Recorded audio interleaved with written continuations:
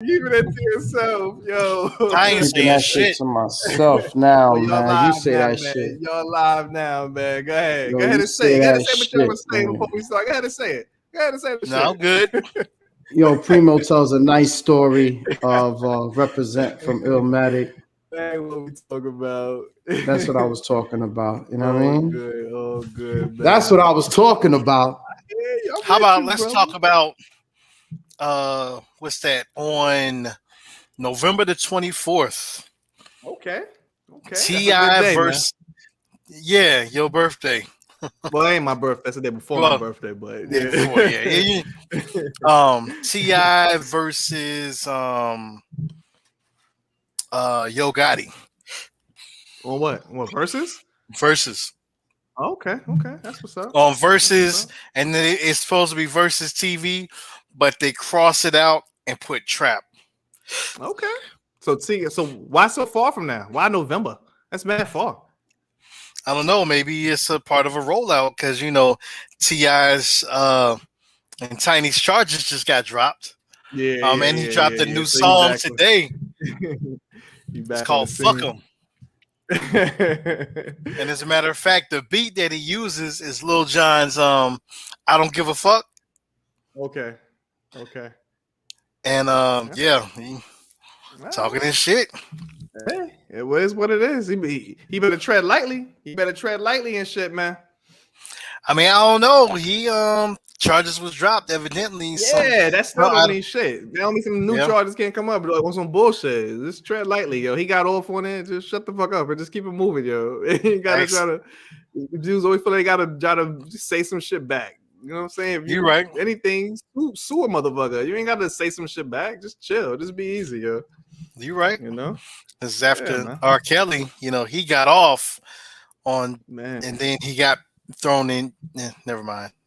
Anyway, what's going on, man? That's a bad joke. Got some people joining us already, man. We getting ready to get this show popping in a couple of minutes. Appreciate y'all for joining us live up on this YouTube shit. My man Recess, you incognito Recess, man. Yo, got the Mets hat on, yo. What's up? No, I'm just representing with one of our subjects. How the Queens once again, you know what I'm saying? No matter what, any bias, you know, money, man. You know, Queens always get the money and Queens shit, get the money. And last Tuesday, while we were live, Queens took care of business once again. We're gonna talk about it. I'm just saying, that's why I'm just rocking my Queens hat. That's why I rock every time. You know, it is what it is. I mean, I give you enough respect, dude. Queens get the money, but down south we hustle hard.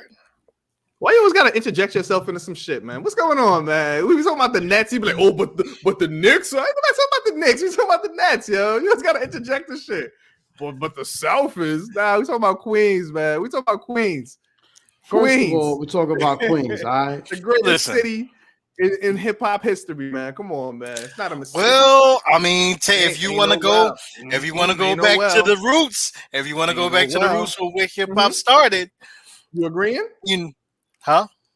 The most legends in hip hop history come out of Queens? Okay, all right. I gotta give you that. I can agree to that.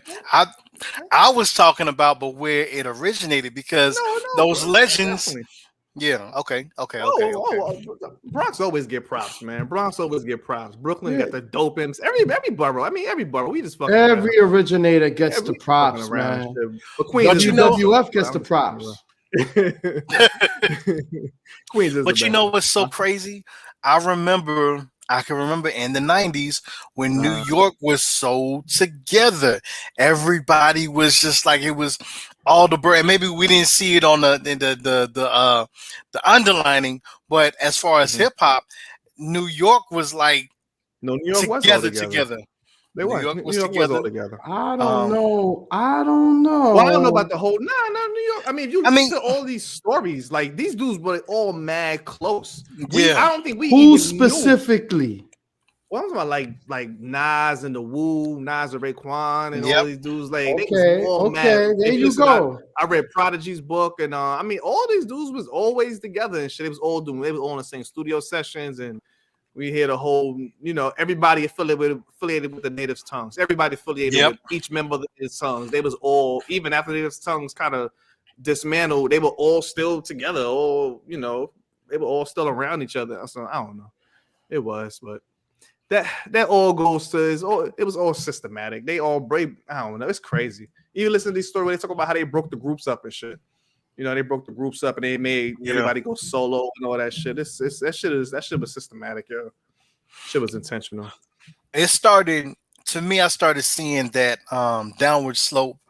I'll say 90 between 98. Well, no, I won't say 98. I'll say 99, right before the turn of the century. As far as New York goes, you're talking about? Yeah. And I think, and honestly, I think it's because you had the South starting to rise. You had Houston; they were starting to get popping. No. I think I disagree. I think maybe a little bit later. I mean, I know 50 put a fucking wedge through a lot of shit. Oh yeah, and that was in the early. A lot of shit, man. That was in the early 2000s. You're right. Yeah, 50 put a wedge in a lot of shit. Yeah. Well, first it was Ja. Well, no, what do you mean? It was Jay. Like you said, Jay. Yeah, Jay kind of put a wedge and shit too. Yeah, with the whole beef. Well, all of them. I mean, they was all guilty and shit. They was all guilty, yo. Talking about Jigga, man, your ass is dense. I'm all about $1. What the fuck is 50 cents? That's my shit, yo. I love that fucking song. 50 came through like hurricanes do. I thought I finished his ass in Summer Jam too. But y'all gotta watch these dudes, yo. Like they be having people, they be slick as shit. 50, I mean Jay-Z and Puffy and all these dudes. They having people signing fucking NDAs and shit, right? These niggas, they slick. Oh yeah, they have people signing NDAs all the time. Because if you hear people start like dissing people, then they just stop. Like mad suspect and shit. You're like, why they just stop this shit? Oh yeah, they just stop. Yeah. Oh, they signed something. Since we talk about NDAs and not saying stuff, y'all gotta watch City of Lies. What is that? That's the movie. That's about Biggie and Puff and shit with Forrest Whitaker. Yep, that's on Stars right now. That's a big What's on Stars? Yeah. That shit might check it out. Good. That movie supposed to have been came out. That movie supposed to come out. Yep. Or they started making it like 2019. They started making that movie and shit, yo.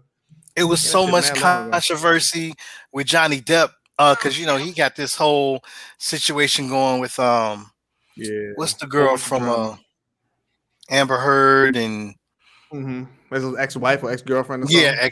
Yeah, that whole domestic thing. Violence shit. Yeah. And a lot of people started dropping them. But then I guess when the truth started coming out, they was like, okay, my bad. Yep. Yo, who we got with us, man, in YouTube, man? Throw something in the comment section. We see who y'all are, man. Give y'all a shout out, man. Give y'all a shout out on the show. Who on YouTube, man? Who on YouTube? Let me see what y'all got to say, man. Comment. Hit the like button. Comment. We get ready to get this show started. Don't forget to hit that subscribe button too. That way you got the reminder every single week. You better believe it. All right, man. Y'all ready? Get this shit going, man. Let's go. I'll be here with y'all all night and shit, man. Yes, you are. Yeah, I know. We finished the show. We talking for like another 2 hours and shit, yeah. Exactly. Who we got? Oh, we got Linda. No recess. Get out of here, man. Big Linda, what is going on, Linda? What's up? All right, man. Let's get it popping. Yep. Let's go.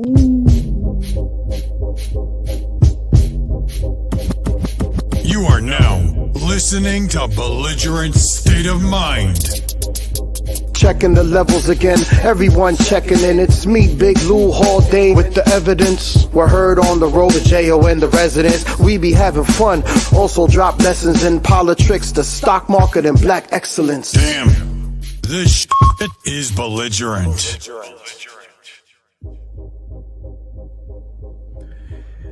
Hey, yo, what is good, y'all? You are tuned into Belligerent State of Mind, brought to you by the BPL. That's the Beats Positive Life Network, beatspositivelife.com.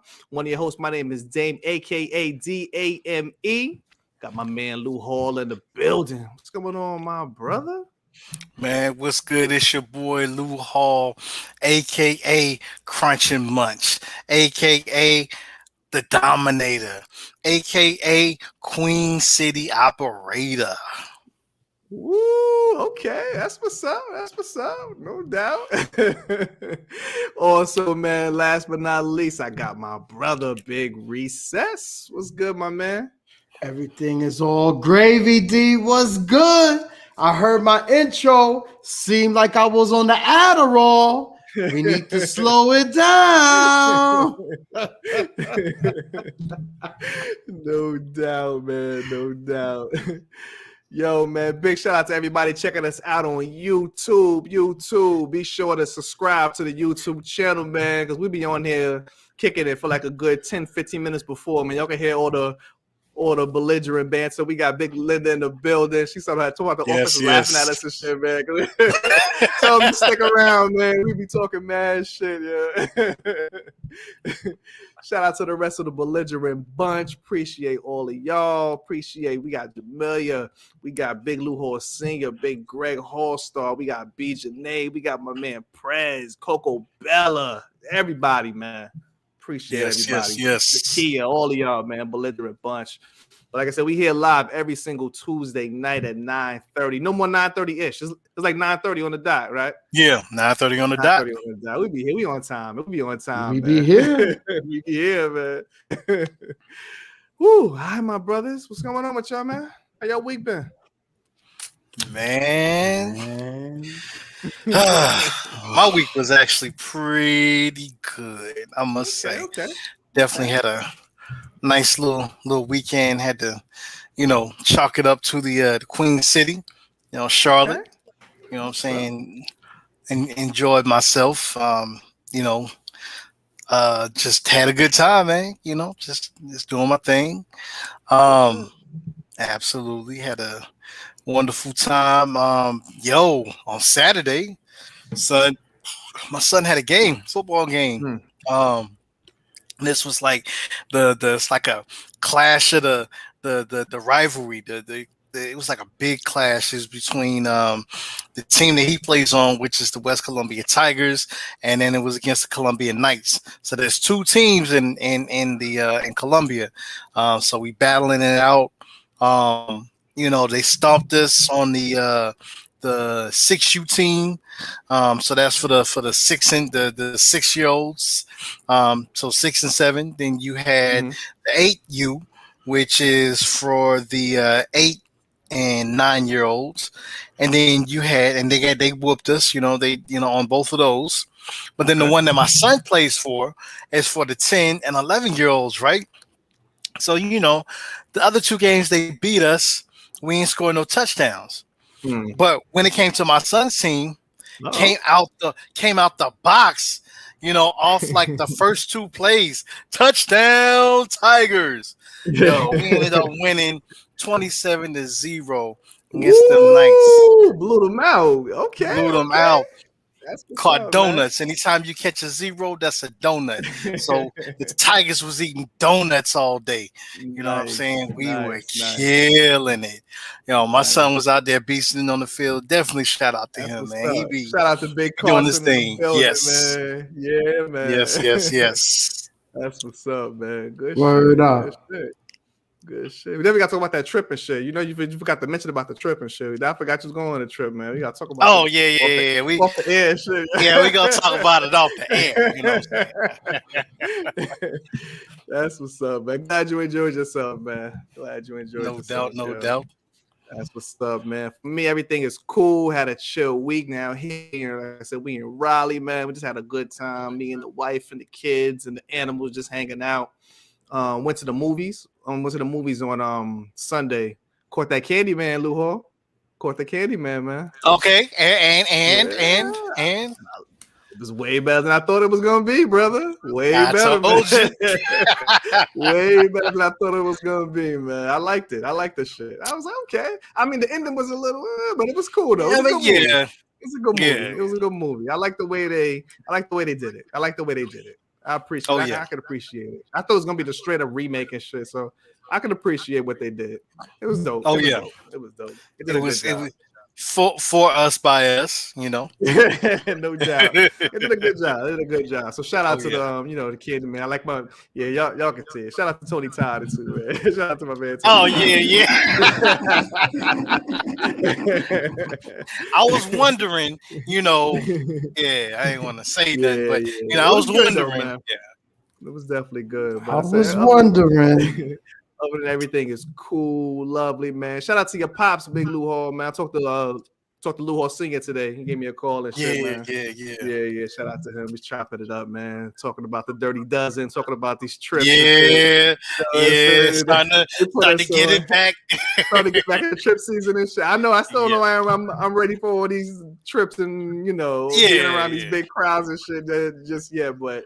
It's all good. Shout out to the Dirty Dozen, though, man. That's our crew, man. People don't know. That's our traveling crew, man. All our uncles and cousins and everybody, friends and shit. We used to travel all the All-Star weekends, like 12 of us, man. 12 deep every single year. Yes. Every year for like fucking 13 years in a row, man. all over the place, man. Just bananas, yo. Shout out to the Dirty Dozen, though, man. Yes. What's up? But other than that, everything is cool, man. What's up with you, Big Recess? Well, last week was a little crazy. The office got a little crazy. I had to go third shift. I had to do the overnight. Came home, in the middle of the morning. You know what I'm saying? Then I had to go back for the afternoon. Made it a little late for last week's show. The rest of the week went good. And then we took a trip. Yeah, man. Happy belated birthday to my baby on air, Benny Blue Eyes. Happy birthday. Happy belated birthday. Happy belated. It was Thursday evening. We had a great time Thursday evening, of course. Cooked at home, cut a cake and opened a lot of gifts and a lot of laughs, a few drinks. And then when everybody left, I got to packing. Ooh, and we were jet setting 5 o'clock in the morning. We was out. We took a trip to probably one of the historical cities in the country. We are the American travelers. We went to none other than Boston, Massachusetts. Nice. Okay. The trip was amazing, fellas. We drove around the city. Got the full experience from Little Italy, from Paul Revere to Sam Adams. Came back, checked into the telly, and went back out, did our thing, and more things. And Saturday hit up, we did a tours, of course. Got a lovely tour for my boy. And it was quite entertaining, gave us a lot of good history. It brought us a lot of places. Of course, Boston is one of the top walkable cities in the country. Similar to New York, even better than New York, if you ask me. Boston is a city that everybody is in tune to in one city for sure. Did a little things, went to the city market. It's lively out there, man. Everybody's outside, outside market, like everybody's outside, did a couple of bar hop and then took a little 20-minute walk to a place where everybody knows your name. Met up with my superstar nephew and his superstar lady. Had dinner there, plenty of drinks, went back to her family's house for the night, made it back home and did the same exact thing, like almost the very next day. Went back out, hit up the famous Boston Burger Bar right off of Fenway Park. Took a stroll down the famous back end neighborhood and did a few things. That we're gonna have to talk about off air. That's still amazing. No doubt. And then came back home, said I went to the office for a half day yesterday And today's another one, and just enjoying my week and still recollecting. I still tell Betty ever since last night, I said, babe, we had an amazing trip again. Yo, like, what is good? Dope. And now we're just waiting on D and Jamila to meet us down in New Orleans for their anniversary. Just make sure that happens. You know It's what gonna I'm happen saying? soon. It's gonna happen soon. I don't know about November, but it's gonna happen soon. We Might don't be, know if it's gonna but later if it's anniversary. If it's Belated. January, I'll see you there for the new year then, if No that's doubt. the case. Belated Facts. anniversary. That's what's up. We definitely looking forward to that shit, man. That's what's up, D. But yeah, we had a beautiful, wonderful week. Nice, Full of excitement, relaxation, good shit. and just real good shit for sure. Good shit. Glad y'all That's enjoyed absolute. it, man. Oh, That's what life is all about. We talk about that shit all the time, man. All the time. All the Absolutely. time. Just chilling with family, just being around your loved ones, man. Just enjoying yourself. You're having a good time, yo. That's what it's all about, man. Appreciate it, man. That's dope. That's dope, man. Yo, we here though, man. We here Tuesday night, 9:30 YouTube, y'all. Be sure to check us out on YouTube. We're gonna keep saying it, man, because the YouTube, they're gonna just keep YouTube just rocking. Like I said, you get in here early, before, because what y'all hearing right now is the actual audio version of the podcast. If you go to YouTube version, you're gonna hear us before the show. You might even hear us after the show. I think we're gonna just keep that shit on. Just keep the shit on. Fuck it. After the show, fuck it, yo. Because we be on here for like another, well, not the whole thing, because like I said, when the show we finish at 11, we still be on to like 1 o'clock in the morning. And shit. I don't know what the fuck we be talking about. I don't know what we be talking about. You want me to refresh your memory, D? I was talking about 4 hours straight and shit. I don't know what the fuck, man. Oh, good though, man. But all right, we're gonna get this show started, get it popping, man. We said every single show we start off with this segment called Enough Respect. Do we give props and pay homage to people while they're still here? And my man Reese, a couple weeks ago, man, he put the bug in my ear about people that don't really get enough props, man. People, So I was like, oh, as soon as you said it, I said, oh, I got it, because this is somebody. Because this is my Enough Respect dude this week. This is somebody, man. He doesn't get his props. And he is part of probably the greatest production crew of all times. One half of the greatest production crew of all times. And for some reason, people fail to mention this dude's name all the time. But he is right there. He's one half. It can't be done without this dude as well. Talking about straight out of Virginia. Talking about my man Chad Hugo, man, from the Neptunes, yo. Nice. Shout out to Chad Hugo, man. Gotta give props to Chad Hugo, yo. This is my dude. This dude, I love Chad Hugo, man. He just so underrated, yo. Dude is a straight up musician, man. Underrated, but D, I think he's the second most famous Chad. Behind Chad Okosinko still. And shit, I'm right? sorry. But Chad Hugo, incredible, man. Definitely want to give props to this dude, man. Like I said, Chad Hugo, he was born in Portsmouth, Virginia, but he grew up in Virginia Beach. Filipino parents.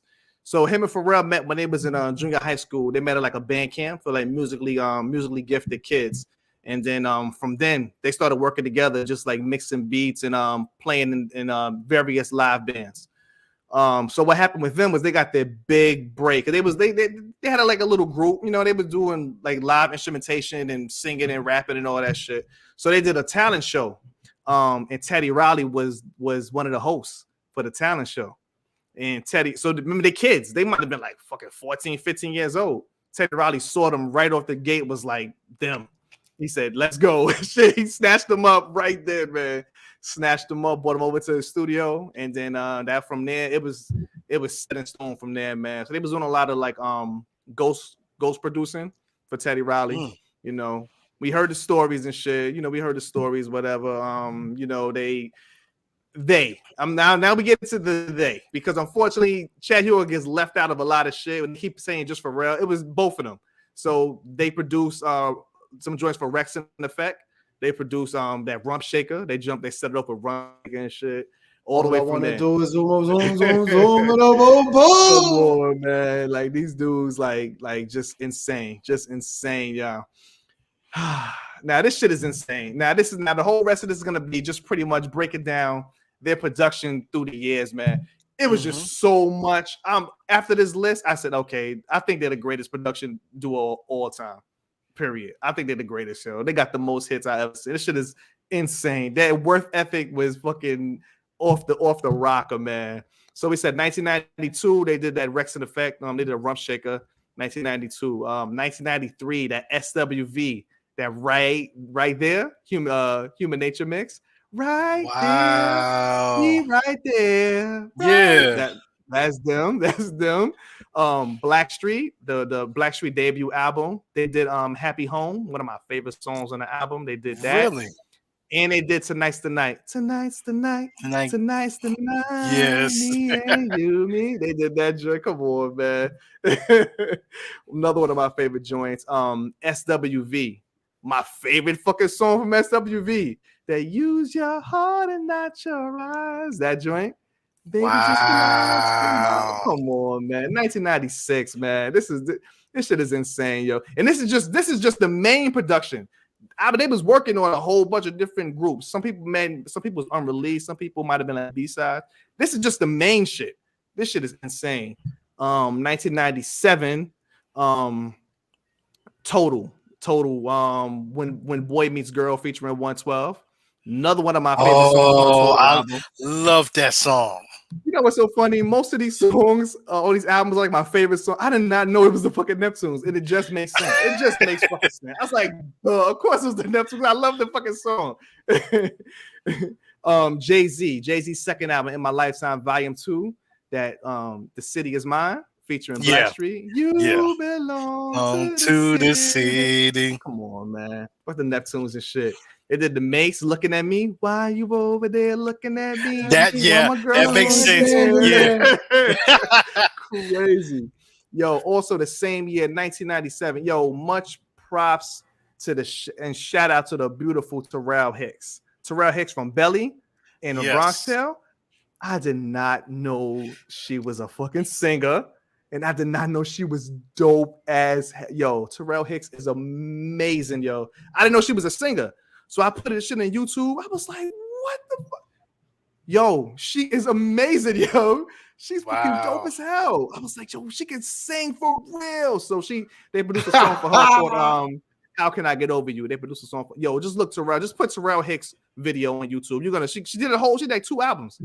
She is I don't know how we missed this shit. I don't know how we didn't know she was a fucking I don't know what happened, man.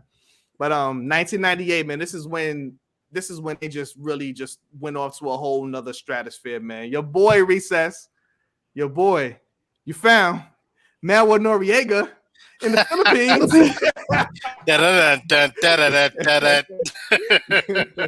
Yo, we talking about that super thug, man. Super thug and shit. That what? Queens get the money. Queens get the money, man. Yo, man, like I said, that Noriega Super Thug, that just put them completely over the top. That's when they was on everybody's radar from that point on. Because all the other songs was dope. Super Thug put them over the limit, man. They did a joint on the Locks debut album. If You Think I'm Jiggy remix. They did that joint. Let me see, 1999. Now this is when they started getting into producing like whole albums, man. They did Khalees's debut album, Kaleidoscope. They did that joint. That's the debut album. That's not the debut album. No, not yet. I hate you. Okay. Yeah, that was that dunk. This the saddest story. Yeah. Okay. They produced that whole joint, man. So this is just some of the shit they did in 99. They did Kid Rock, Cowboy remix. They did Maxi Priest. Featuring Beanie Man, Mary's Got a Baby. They did that Nori Oh No, another classic joint. And the Old Dirty Bastards, his second album. They did my favorite songs on the ODB second album, Cold Blooded. Yeah. Recognize with Chris Rock. And Khalees, Got Your Money. Baby, I got your money, don't you worry. Of course it's the fucking Neptunes. Of course, man. Of course it was the fucking Neptunes. 2000, that Beanie Man and Maya. Beanie Man and the girls, them sugar. Come on, man. Zim Zimmer. Jay-Z, I just want to love you. Come on, man. Ludacris, Southern Hospitality. Throw the rose. Mystical. This is so much. Mystical. Danger.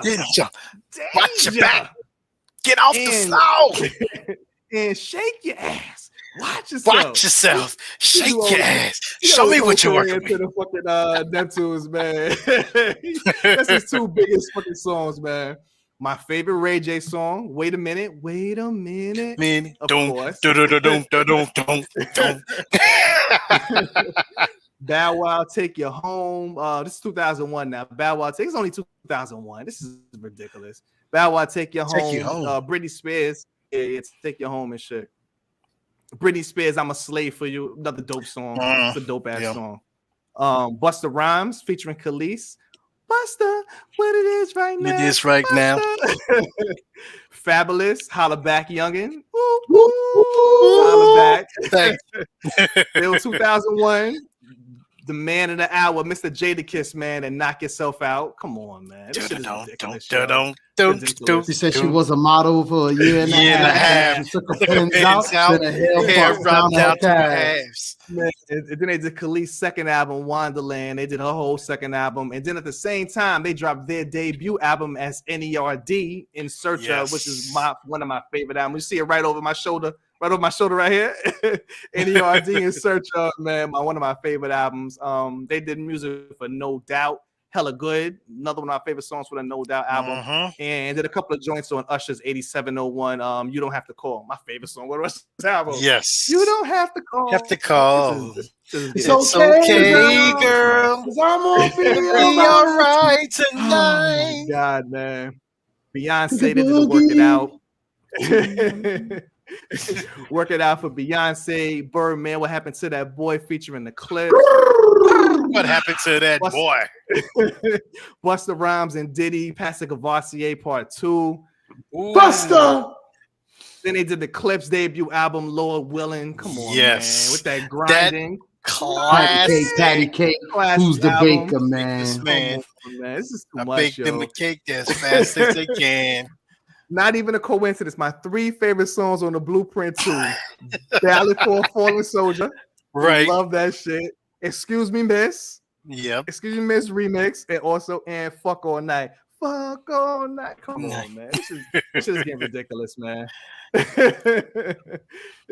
Nigga Please. Shout out to Nigga Please. A Nigga Please. Oh my God, this is still 2001. Justin Timberlake's debut album. They did half of his debut Justified. album. Yep. Justified. They did a Like I Love You featuring the Clips, Rock Your Body, Rita. Then in a song that me and the wife danced to our first dance at our wedding, Take It From Here. That was our first dance song, man. LL Cool J, Love You Better. Oh, yes. And your friends, they see it too. Oh my God. Nelly, Hot in Here. Yeah. These dudes, I don't even want to count these dudes' pockets, man. This shit is ridiculous, man. They did Nori, Nothing, and Grimy. Yep. Snoop, Beautiful. This is just too much. I just want you to know you're my favorite girl. Man. 03 on the Jay-Z Black album, they did a Law and Change Clothes. And go. Crazy. Khalees' third album, they did a couple of joints on there, but the number one song was Milkshake. My milkshake brings all the boys to the yard. Damn, come on, man. So 2004, Gwen Stefani, the Holla Back Girl. Ain't no Holla Back Girl. And then they also dropped that Neptunes Presents the Clones album. My favorite joint on there is Pharrell featuring Jay-Z fronting. Yep. Snoop Dogg, Drop It Like It's Hot. Come on, another just one of the greatest on hip hop history, man. Gwen Stefani's solo album, Holla Back Girl. Omarion, Touch, one of my favorite songs from Omarion. Touch. Clip second album. Hell Have No Fear. We Missed the Me Too. Yes. All right, that's enough, man. This shit is ridiculous. Mr. Me Too. This is just crazy, man. Yo, 2002, they were named producers of the year at both the Source and the Billboard Music Awards, and they won a Grammy in 2004 for Producer of the Year, non-classical, man. Neptunes, and in 2020, the Neptunes were inducted into the Songwriters Hall of Fame. Of course they were. Of course they fucking were, man. Of course they were. So, woo! I say all that to say, shout out to Chad Hugo. Also, obviously, shout out to Pharrell Williams. But I feel Pharrell gets his props all the time. People always give Pharrell props all the time, but they just always leave out Chad Hugo, man. I don't understand. Like, Pharrell didn't do the shit by himself. Even though Pharrell did go on to do a lot of dope shit on his own. You know what I'm saying? Like Happy and all that. That's Pharrell on his own. But Chad Hugo did a lot of shit on his own too. So he had a lot of side productions on his own as well. But shout out to him is on that, man. Just want to give props to them dudes, man. You know what I'm saying? So shout out to Chad Hugo. Enough respect, dude. One of the unsung heroes in hip hop history, in music history, period, man. So that's my enough respect, dude. Woo! I'm out of breath, yeah. Yo, that was a good one, man. That was a real good one.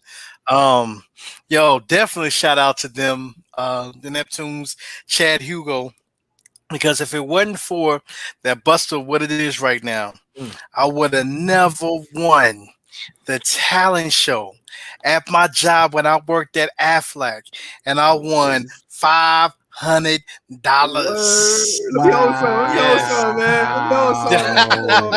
Okay. Hey man, that's O2 money, man. What you talking about? No doubt. That's bingo, all right. That shit before O2 was over and shit, right? Shit, I spent it before the day was over. What you talking? No doubt.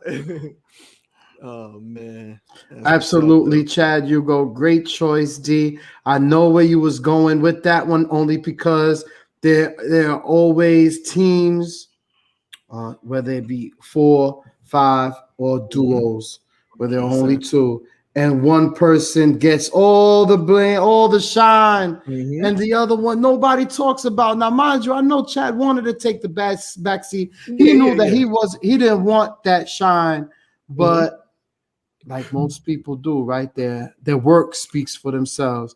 And of course, you know, in Chad Hugo's part, it speaks volumes. Of course, Pharrell always gives Chad all his respect. Who also says, if it wasn't for him, you know, I wouldn't be where I am right now. We was doing it together. Whether people don't know, it wasn't one thing, or I did chords and then Chad did the beats, or Chad did the chords and I did drums. It was always a collaborative situation every time they collaborated, which was all the time from when they were. They still doing shit together now to this day. You know, exactly. And to tell you the truth, it was truth be told, I think Pharrell tells the story that even back before they had met Teddy, it was Chad that was really the one that was after this shit that was really hard. That it was like, yo, I got to be with that guy. That guy right there is who's gonna help me be who I need to be. And he was definitely the best partner to have. And of course, shout out to, you know, Teddy Riley, who definitely did come down to Virginia and opened up the floodgates when he went down there and found them. They thought it was something in the water. You know who got the best water? New York City. They got the best tap water. So I think Teddy Riley brought some of that down there. Enough respect to Chad Hugo, one half of the legendary Neptunes. Greatest production duo in hip hop history, man. Shout out to the Neptunes, man. I'm not going to argue with that on tonight. Not tonight. I'm not going to argue. Man, if y'all get a chance, man, y'all got to just go on YouTube and just listen to different stories about Virginia itself. There's so much history between Nas, the whole Q-Tip thing, and Nas seen Q-Tip, down in Virginia, what's his name? Skills, Mad Skills. Okay, of course. Yeah, Mad Skills. Timberland, Magoo, Missy. It's just that whole Virginia, there's so many stories that ties in to, Mhm. you know, we were talking about New York hip hop. Yeah. So many stories that tie into down south hip hop. I mean, Mhm. I feel like Virginia was a, you can call it uh, what's the thing with Marvel now? The multiverse. You can call it a multiverse The multiverse and because it shit. branches out to so different many areas, No and doubt. things could have turned differently if this person didn't meet this. Yo, man, it's amazing. So if y'all get a Definitely. chance, just listen. Listen, that's what's up. Shout out to them, man. Shout out to them. All right, my man Recess, man. You got the hat on. You got the Mets Yes. hat on right now. You got the representing Queens. Queens always get the money. Now, unfortunately, we a week late with the shit because we record on Tuesdays, and this event happened on Tuesday while we were recording the show. So we get to talk about it right now, man. We all watched it. We all saw the massacre. We know what it is. We're gonna get into that versus, man. Let's get it, man. Come on, man. Versus before last week was epic. You had Locks, Dipset, Madison Square Garden. Jada put on a clinic. A couple of weeks later, it was announced that Fat Joe would be going on in a versus against Ja Rule. Now, of course, there's bias every which way, shape, or form. You know, people could say what they want to say. People could say what is what. But listen, man, we had the discussion last week. Also, the females buy this music, females support this music. And of course, the greatest joints and the greatest songs are about females. What do we all do fall in and out of? And that's love. 100%. Right? So Fat Joe, of course, tells the story on the recap that he got the bag and Versus said, who do you want to share it to? Share it with. And of course, he went with his brother Ja Rule, which is not a surprise, of course. And I'm telling you, he said it. He put himself against fire. I am one of those people that sternly believe who wants to go against Ja Rule. I mean, no, for real. People want to talk about, people want to talk about 50 Cent, of course. That's like talking about Nas and Jay-Z. That's like talking about Gucci and Jeezy. But that's the only one that really happened. I don't think we're gonna get see a Nas and Jay-Z. I don't think we're gonna see a Diddy and Dre. We'll talk about that in a minute. But Ja Rule, it is what it is. He is comfortable in his own skin. I love the jokes going back and forth. It set off, of course, with Joe coming out there with that flow, Joe. Not to be outdone. Ja was part of it was a crazy murder thing. It was because with DMX and Jay-Z that they had a couple of joints together. You know what I'm saying? And I know Ja Rule rocked out. I know a couple of songs after that. I think he put out the MoneyGram that's on the Streets and Watching remix.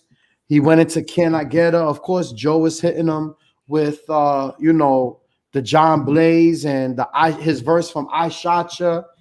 He even went into a little melody with the Shook Ones beat, and I'm surprised. I think that was from the Funk Master. I thought he was going to do the phone from the Funk Master Flex freestyle from the Funk Master Flex album. Then he went into Big Pun, and of course, that's where a little controversy because everybody say, and what do you expect Puffy to do if he EP'd these joints? He didn't, just write the lyrics or produce the joint, but he EP'd it. You're gonna play it. You're part of the record, right? So that's cool. Of course, there was unfortunate. Joe. He's in his mold. You know what I mean? Straight 90s shit. You know how we used to talk back then. He says unfavorable things about. Vita and Lil Mo, of course, that he apologized for, of course, which is clear because, and I totally understand that he was probably in the moment. It was a, bad course of action, of course, because sometimes things just come out your mouth that shouldn't, but Fortunately enough, Little Mo, you know, of course, she's had her troubles personally, but she came out, did an incredible performance. Nobody could beat that voice, guys. Her bravado. Come on now. Forget about Yes, it, man. absolutely. Forget about it, yo. Vita came out, still strong, did the voice. They did that. Ja was just hitting them with the hits. I mean, after he did Can I Get Her and Holla Holla, after that was just a barrage. You know, a barrage. A barrage. Every little thing that we do, of course, Put It On Me. And Joe, I'm not gonna take nothing away from Fat Joe. He was also gave the crowd the impression, of course, you know, talking, and they were both taking. I bet Fat Joe more than Ja Rule was taking a page out of Jadakiss, trying to create the bias in the crowd. Right, you know, but it wasn't as obvious as the way Jada did it, you know, to make it as convincing. But Fat Joe did a very good job because, of course, he does have songs, you know what I mean? And of course, when he went into he did the Big L joint, and that was a little thing because Ja Rule was about to say, you know, play the hits, but come on now, they're in Manhattan, that's Harlem, that's the Garden, you know. But it was crazy. Fat Joe, he tried. He brought out Remy Ma. She did her verse for Annie Up, then came back and did Pun's verse for Deep Cover, which was epic. Ja Rule, not to be outdone, says, Remy Ma, you're just here to save your boy, which is totally understood. I really understood that. Like, yeah, Remy Ma is there to save Fat Joe. Fat Joe wasn't playing. He did the Live It Up with Case. Joe comes back with All the Way Up because Remy Ma said, Remy Ma came out and Ja Rule said, come and save your boy again. You know, I mean, and he wasn't lying. Remy Ma did save Fat Joe from being beaten in a landslide in that first half. Definitely. Yeah. Because Remy Ma did her thing. Remy Ma definitely did her thing. She did her thing. Yeah. That's so yeah, like Remy Ma won for listen, because you gotta listen. After I Shot Ya, Joe was doing his verse from John Blaze. Then he did the Slow Down joint, right? Then he did after that the Don Cartagena. And after that, you know, it was crazy because this is the first half. What was Ja Rule hitting them with? You know, the Thug Lovin', So Much Pain, the joint with Tupac. You know, the right before that, of course, it was too much. Joe said himself he had to take a break. And sure enough, that break was about a half hour more, you know. Now hold on, now, Ja Rule. When Joe said he got to take a break, Ja Rule was like, we said I gotta change my clothes. Ja Rule was like, change your clothes. Like, come on, man. He said, I'm keeping this shit on. He ain't changing no clothes. There's no wardrobe change. What's going on? That shit was hilarious, man.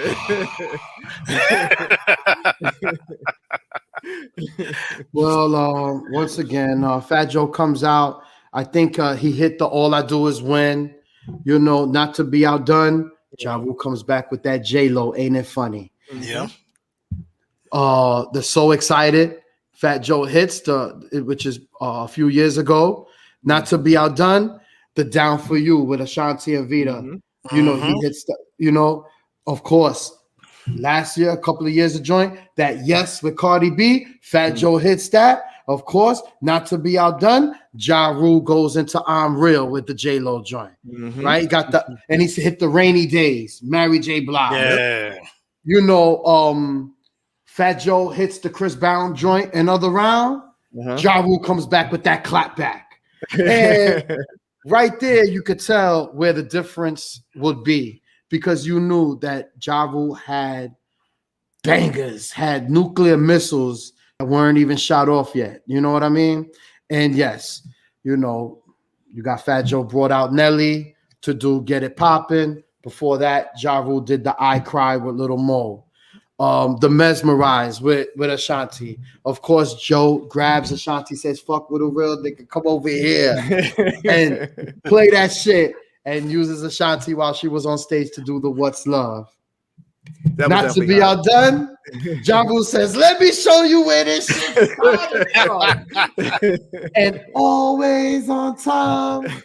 And that's what I knew. That's when the big separation was for me. I already thought Ja Rule had it.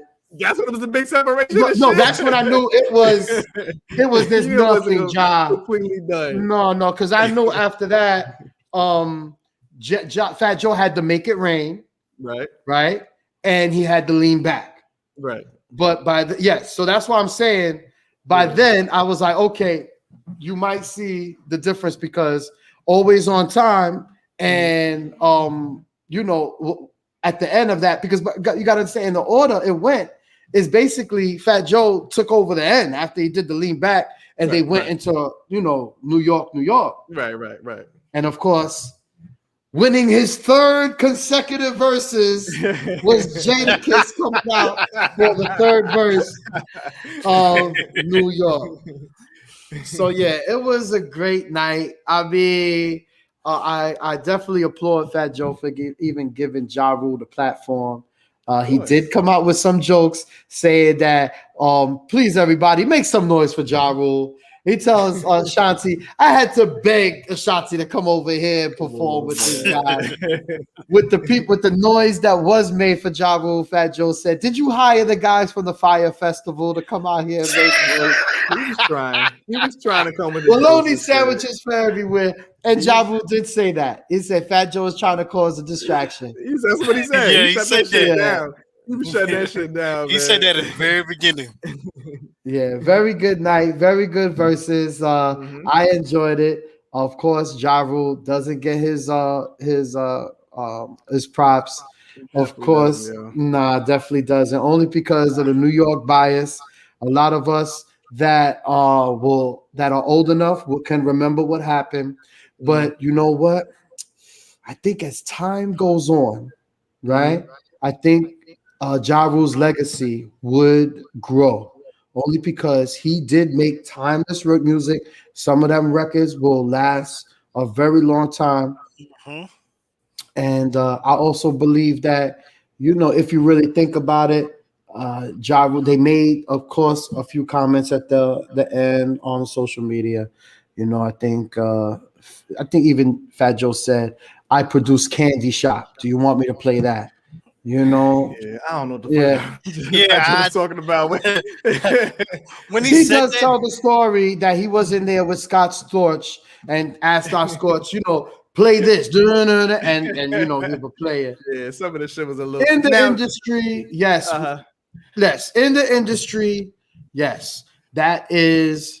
You do get production credit if you do not touching buttons, but you're in there and you put some type of influence on the song and you receive, credit. That is, even if you don't receive credit, I believe if you put some influence on the record, you could call that you produced that record. Especially in verses though. Now to me, Fat Joe kind of fucked up from the beginning because he was talking shit when Ja Rule did he did the Jay-Z joint. Oh, that's Jay-Z joint. He's like calling him out for features that he did.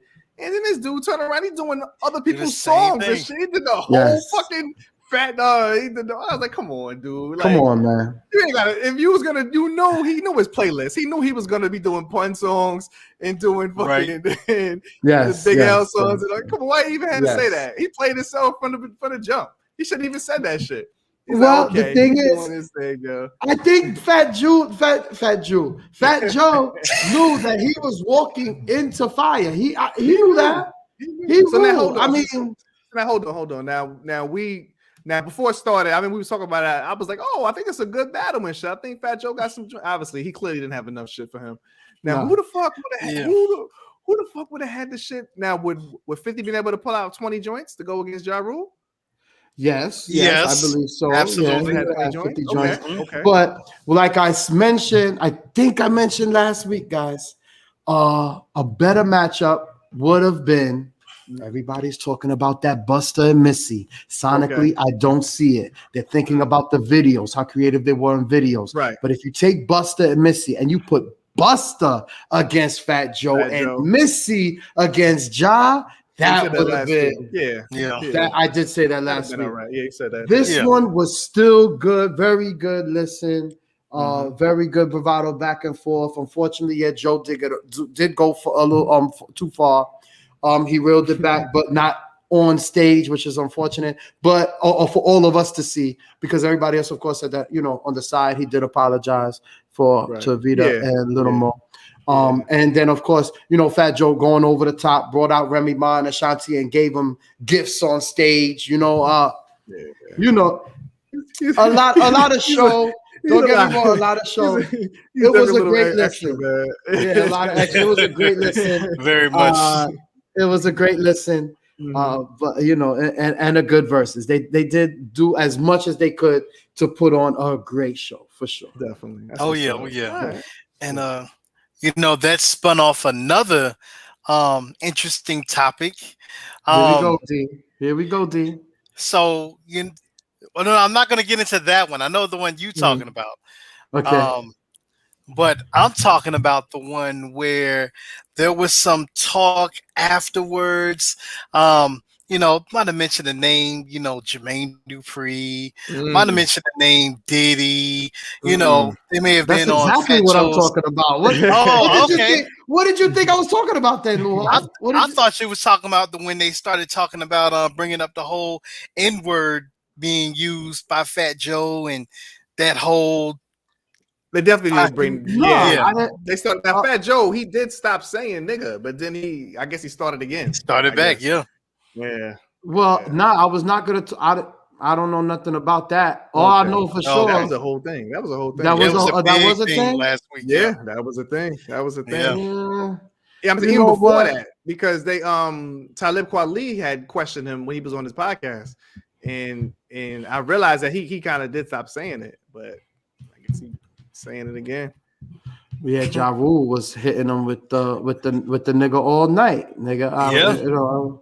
He was hitting him with it all night, and anyway, and plus, it is what it is. Fat Joe was raised around 90%. It's still in the Bronx. He was called a nigga more than he said nigga ever in his life as an adult. I've always had a problem with that. I've always had a problem. Even before people said it was a thing, I always had a problem. Or even going back to Cypress Hill, I always had a problem with that. Yeah. So it's a thing. It's a thing. It's a thing. Well, to me, it feels like he's being called a nigga just like everybody else. They're calling him a nigga. Sometimes you grow up, you think your name is nigga. I've heard that before. You know what I'm saying? Like each his own, each his own shit, man. It's the truth. Each his own. It's the truth. Hey, whatever you accept, that's what you accept. I don't accept certain things, especially 42-year-old me. I don't accept certain things from certain people with my face. So it just is what it is, yo. Absolutely. Well, I didn't know that was a thing at all. I didn't know that was a thing. You remember when J-Lo said it? You know.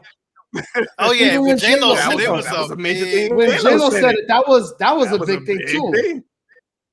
That was a big thing. Yeah, it's been a thing. Yeah. But anyway, so what's up? What did you get into, man? So it seems like after this spun off, it seems like Diddy wasn't putting any respect on Jermaine Dupri's name. He basically was saying that Puffy was saying that Jermaine Dupri ain't had no hits that's gonna line up against Puff. He said he couldn't hang with him, and Jermaine Dupri took too short to box with God. Jermaine Dupri took that to heart, and I can understand why. Puffy was fucked up for saying that, number one, because is he the arrogance? Oh yeah, I'm gonna get it. So I was driving in the car today, and I was thinking, I was like, Puffy and Jermaine Dupri, to which they finally did agree to go ahead and do a versus battle. I don't know when they got to set all that up, but he finally, he did agree. So I was sitting there thinking like Jermaine Dupri, and I started playing some stuff, right? So I started thinking, now Jermaine Dupri ghost wrote, or not even ghost wrote, he actually wrote for Criss Cross, all the hits you've heard from Criss Cross. I believe when the Brat first started, early Brat, Brat, he wrote for her. He's written R&B songs for Escape, TLC, TLC, Jagged Edge. Jagged Edge? I believe Usher? even 112, Usher, and the list goes on, right? Come on, man. Now you have all these hits, right? He wrote. Now you look at Puff. Puff got shit Ghost wrote for him. How the fuck can you come off and say that Jermaine Dupri ain't got enough hits to go against Puffy? When this nigga he had people Ghost wrote for him. Matter of fact, even Ghost produced the Hitman. Puffy wouldn't be where he is right now without the Hitman. Puff had his early stuff from Uptown, and even when he was with Uptown, he had Ghost production. Puffy only says, "Yo, do this, yeah, take that." That's all Diddy does. Everybody else is in the studio putting in the work. All Hitmen, Stevie J, Chucky Thompson, rest in peace. Yes, yo. He got the fucking audacity. He got the audacity. I can't hold this shit. Puffy can't fuck with Jermaine Dupri. Are you kidding me? Is this a joke? He can't fuck with Jermaine Dupri. Period. Not even close. Not even as a musician. Get the fuck out of here. Puffy's not even in his fucking class, man. Come on, man. Matter of fact, when the last time you see Puffy get on and hit the MPC? None. Jermaine Dupri is on that Instagram doing actual beats on that MPC all the time and doing videos. You know what I'm saying? He wrote. What the fuck is Puffy wrote? A check? He always said, "Don't worry if I write rhymes, I write checks." No, we need to worry about that. If you're going to get somebody who wrote rhymes, who wrote songs, get the fuck out of here. Puff jumped out the window for that shit. 100%, yeah. Yo, I don't understand how you can be, like D said, so arrogant to think that you can fuck with Jermaine Dupri's catalog. Matter of fact, Puffy is not in the Songwriters Hall of Fame. Jermaine Dupri is. Matter of fact, yo, check this out. Puff, Jermaine Dupri got on the song with Jay-Z, Money Ain't a Thing. Hard verse. Had a harder verse than Jay-Z wrote for Diddy on any one of his songs that he wrote for. Are you kidding me right now? How? Your man Jermaine Dupri is rapping better than the ghost written verses from your favorite rapper on any one of Puff's albums. Royce the 5'9" wrote for Puff. Puffy, fucking Jermaine Dupri wrote Criss Cross. He was still a teenager. Yes. He wrote the entire Criss Cross album, the entire fucking Escape album. Yes. Probably the entire Brad album. He was still a teenager. Right. Are you kidding me? Now, Fat Joe, after doing his recap a couple of days later, is the one that got Swiss Beats on the line. And they were talking about it, and they were talking about, what's going on. Jermaine Dupri was there. He wanted to smoke with somebody. You know what I mean? And Snoop was chiming in. So he said, "Let me get Snoop up in here." Snoop opened up their line, so you got Snoop in there with Fat Joe and Swiss. Fat Joe goes, "I made it. I got Snoop on my line. I made it." And they talked it into existence. They said, Snoop Dogg said, "Let's see if we could get Jermaine Dupri and Puffy on this shit." And sure enough, they got Jermaine Dupri come up in there. And when they got Jermaine Dupri up in there, he was like, "Yo, let's go." You know what I mean? I need somebody to do it. Swiss Beats writes in the comment after he dropped off the live, ask Jermaine Dupri if he could beat Puffy in a versus. And he said, "Yo," Snoop Dogg said, "Puff got to get in the ring with him first. Can't beat nobody that's not in the ring with him first." Puffy's son Justin is chiming in on the comments. Snoop says, "Man, tell your pops to get up in this live, man. Tell him to get ass off the beach. Get his feet out the water, man, and get up on this live." And sure enough, Puffy comes in on the live and he says, "Yo, short arms. And it goes off on Jermaine Dupri for minutes. And Jermaine Dupri didn't have much back to say. And Puffy said, what you gonna do when I play One More Chance? And remind you, all the things that y'all were saying was exactly what JD was saying before Puff got on. Yeah. Everything y'all just finished saying. Okay. And Puff said, yo, you know what I'm gonna do? I'm gonna set it off with Victory.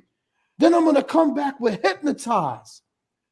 And sure enough, Puffy started playing those joints in his backyard. After JD said, Puff said, yo, I'm gonna play these joints right now. Play the joints right now. JD said, I'm in the studio. And tell me why JD, he lost this battle though. Because tell me why JD was in the studio and didn't play one song. Puffy was walking around his backyard. He saved it for the verses, man. Exactly. But this is where after it happened, Puff straight up, he humiliated JD. He was Puff playing joints, and he was like, yo, what you gonna play? What you gonna play? Any of them weak ass Usher records? Any of the weak ass Mariah records? You got soft records. Puff did fuck up on one time. He said, I don't never hear your songs being played. When someone's getting married, I don't hear nobody playing your song. JD said, what? You don't hear Let's Get Married getting played at every wedding? That's the one joint that Puffy messed up on. That ain't the one joint. Puffy that ain't the one, but still, man. Exactly. Even when they got off the live, Swiss came back and said, yo, this was the way in. This was supposed to be the way. Yo, JD, yo, everybody on the live. I'm talking about the living legend Dallas Austin. You talking about DJ Drama, Soldier Boy, everybody on the check-in was begging JD, play a record, play anything. At one point, even Puff played Welcome to Atlanta, but played his verse on Welcome to Atlanta. After they dropped off, Swiss Beats came on and said that Timberland came on the live. First thing he did was, yo, what was JD doing? This is when he was supposed to play something. Anything. Nah. That's keeping it hip hop. That was keeping it hip hop. Nope. Save it for the verses. Exactly. Because if you want to, what verses? What verses? Puffy wasn't even entertaining JD. He wants Dre. He wants Dre. At the time, JD wasn't even relevant. JD wasn't even something that he was interested in doing. So Puffy was saying it in his pace. Puffy was like, why don't you play something? Give me a reason to step in the ring with you. Other than that, twice. Puffy was like, call Dre. Call Dre. I bet that's why he didn't do it, because he said that. Because Jermaine Dupri, now this is the thing, Jermaine Dupri has had an issue. He's been talking about this shit for years. For years. The recognition he doesn't get. He's been talking about this shit for probably 10, 15 years. He was talking about this shit. So that's probably why he did it. He was probably like, fuck this dude. And everybody knows that famous point in that moment. Everybody remembers a Suge Knight when he was on stage at the Source Awards and says to the executive producers want to be all in the videos, dancing, come the bad boy. Come the deaf. When it was said, everybody in the building might have thought that it was for Puffy. Tell me why Jermaine Dupri made it clear that he thought that was against him. Because at that time, he was the one that was also dancing in the videos, being all in the record. You feel me? Whether or not I believe that, yes, if you wanted me to put my money on someone, I would have to say Puffy does have some very big records, right? But when it comes to the performance aspect, I think I would probably, it looks like JD will have more to say because he says more on the records. Puffy ain't got shit. A whole lot Puffy more. All right, we ain't even going. Puffy ain't got shit. If it come down to it, it's gonna be a popularity contest. It's gonna be That's all it's gonna be. Jermaine Dupri is 10 times better than Puffy. That's why if they do it, they can't do it in New York, nor can they do it in Atlanta. They're gonna have to go to a neutral place where that way the crowd is controlled and it's not for one or not biased. Do that shit in LA. Do that shit in LA. Do that shit in LA, yo. In front of Dre. And Dre ain't gonna get on. Dre ain't gonna get on no fucking verses. Not against Puff. Puff ain't even got nothing for Dre. Puff don't make the fucking records, yo. We don't make the records. Dre does the records. That's like saying we're gonna go against fucking what's my man name from fucking what's my man name? What's fucking Dr. Dre's partner and shit at the record label. What's his partner's name? Storch. No, not Scott Storch. Oh, at the dude record he made the label? beats with. Yeah, the record label. Dude he made the beats with. Fucking Interscope. What's his name? Jimmy Iovine. Interscope record. Jimmy Iovine. That's like Puffy is like equivalent to Jimmy Iovine and shit. Come on, man. So might as well put Jimmy Iovine in the verses. Puffy gonna do verses, put Jimmy Iovine in the verses. Yo, Jimmy Iovine versus Steve Rifkin. I'm saying that's who Puffy. Yo, I'm not even joking. That's who Puffy should be going against. In all honesty, he should be going against another one. He's not in Jermaine Dupri's class. He should be going against label CEO. Exactly. He should go against Suge Knight or Jay Prince or somebody. Music. People that make music. Puffy doesn't make music. Yo, that's Steve Rifkin. Listen, Puff ain't even fucking with my man from Houston. What'd you say? Jay Prince and shit. Jay Prince. Jay Prince say more on a record made by his own self than Puffy do. He just talk. Come on, man. Shout out to fucking Jermaine Dupri. Man, that's my guy. That's been my guy for forever, man. And then you know what's gonna be? It's gonna be the similar. I guarantee when they had the bad, I guarantee Jermaine Dupri is gonna be trending. Guarantee. It's gonna be the same shit like Ja Rule. It's gonna be the same shit where people slept on Ja Rule and people are gonna sleep in on all the shit we naming right now. All the shit we just named. People don't remember Jermaine Dupri did all that shit. People don't demand this nigga did fucking Confessions 87. Come on, man. People don't remember this Confessions. Shit. Come on, man. What about your friends? All that shit. I ain't too proud of that. Come on, man. Chris Cross, jump. Warm it up, Chris. Come on, man. Spunkified. Oh, they think they like me. Oh, you think they like? Come on. Ghost Town DJs, my boo. Come on, man. Puffy. Anything Bow Wow did? We forgot about Bow Wow. Mr. 106 apart. All the Bow Wow shit. That's all Jermaine Dupri. Come on, man. Puffy. Please. Who Y'all Puffy get out here with that for? Puffy shit, man. Who Puffy wrote for? Puffy ran for his damn son? soul. His son? Yo, Justin got some shit. Y'all trying to get me riled up and shit, man. Shout out to Jermaine Dupri. Shout out to Puff too. Hopefully, so they can get it all. That'd be cool though. It'd be a dope moment for hip hop and shit, man. We gotta figure out a way for us to all get together. We're trying to get together all the time. Man, get out of here with that shit, man. Let's not get together, man. Hey, man. Hold on. Which my boo are you talking about, though? Ghost Town DJs. Oh, I thought you were talking about the other my boo. No, he might have did probably that too. Surprised because he did do that that's one. all Confessions. He did that too. Come on, he did that one. Alicia Keys and Usher. So he made two songs with the same titles with other people, and both of them shit sound hot. Can Puffy do that? No, Puffy cannot do that. Fucking any Jermaine. We ain't mentioned the Mariah Carey, Janet Jackson. Come on, man, get the fuck out of here. Yo, I was listening to that. I was listening to that Jermaine Dupri album that he came out with in '97. Exactly, Janet Jackson. Exactly. Yes. Listen to stuff with Janet. Of course. Exactly. Come on, man. It's not even a fucking contest, yo. Listen, I was listening to that Life in 1472. The Money and the Thing.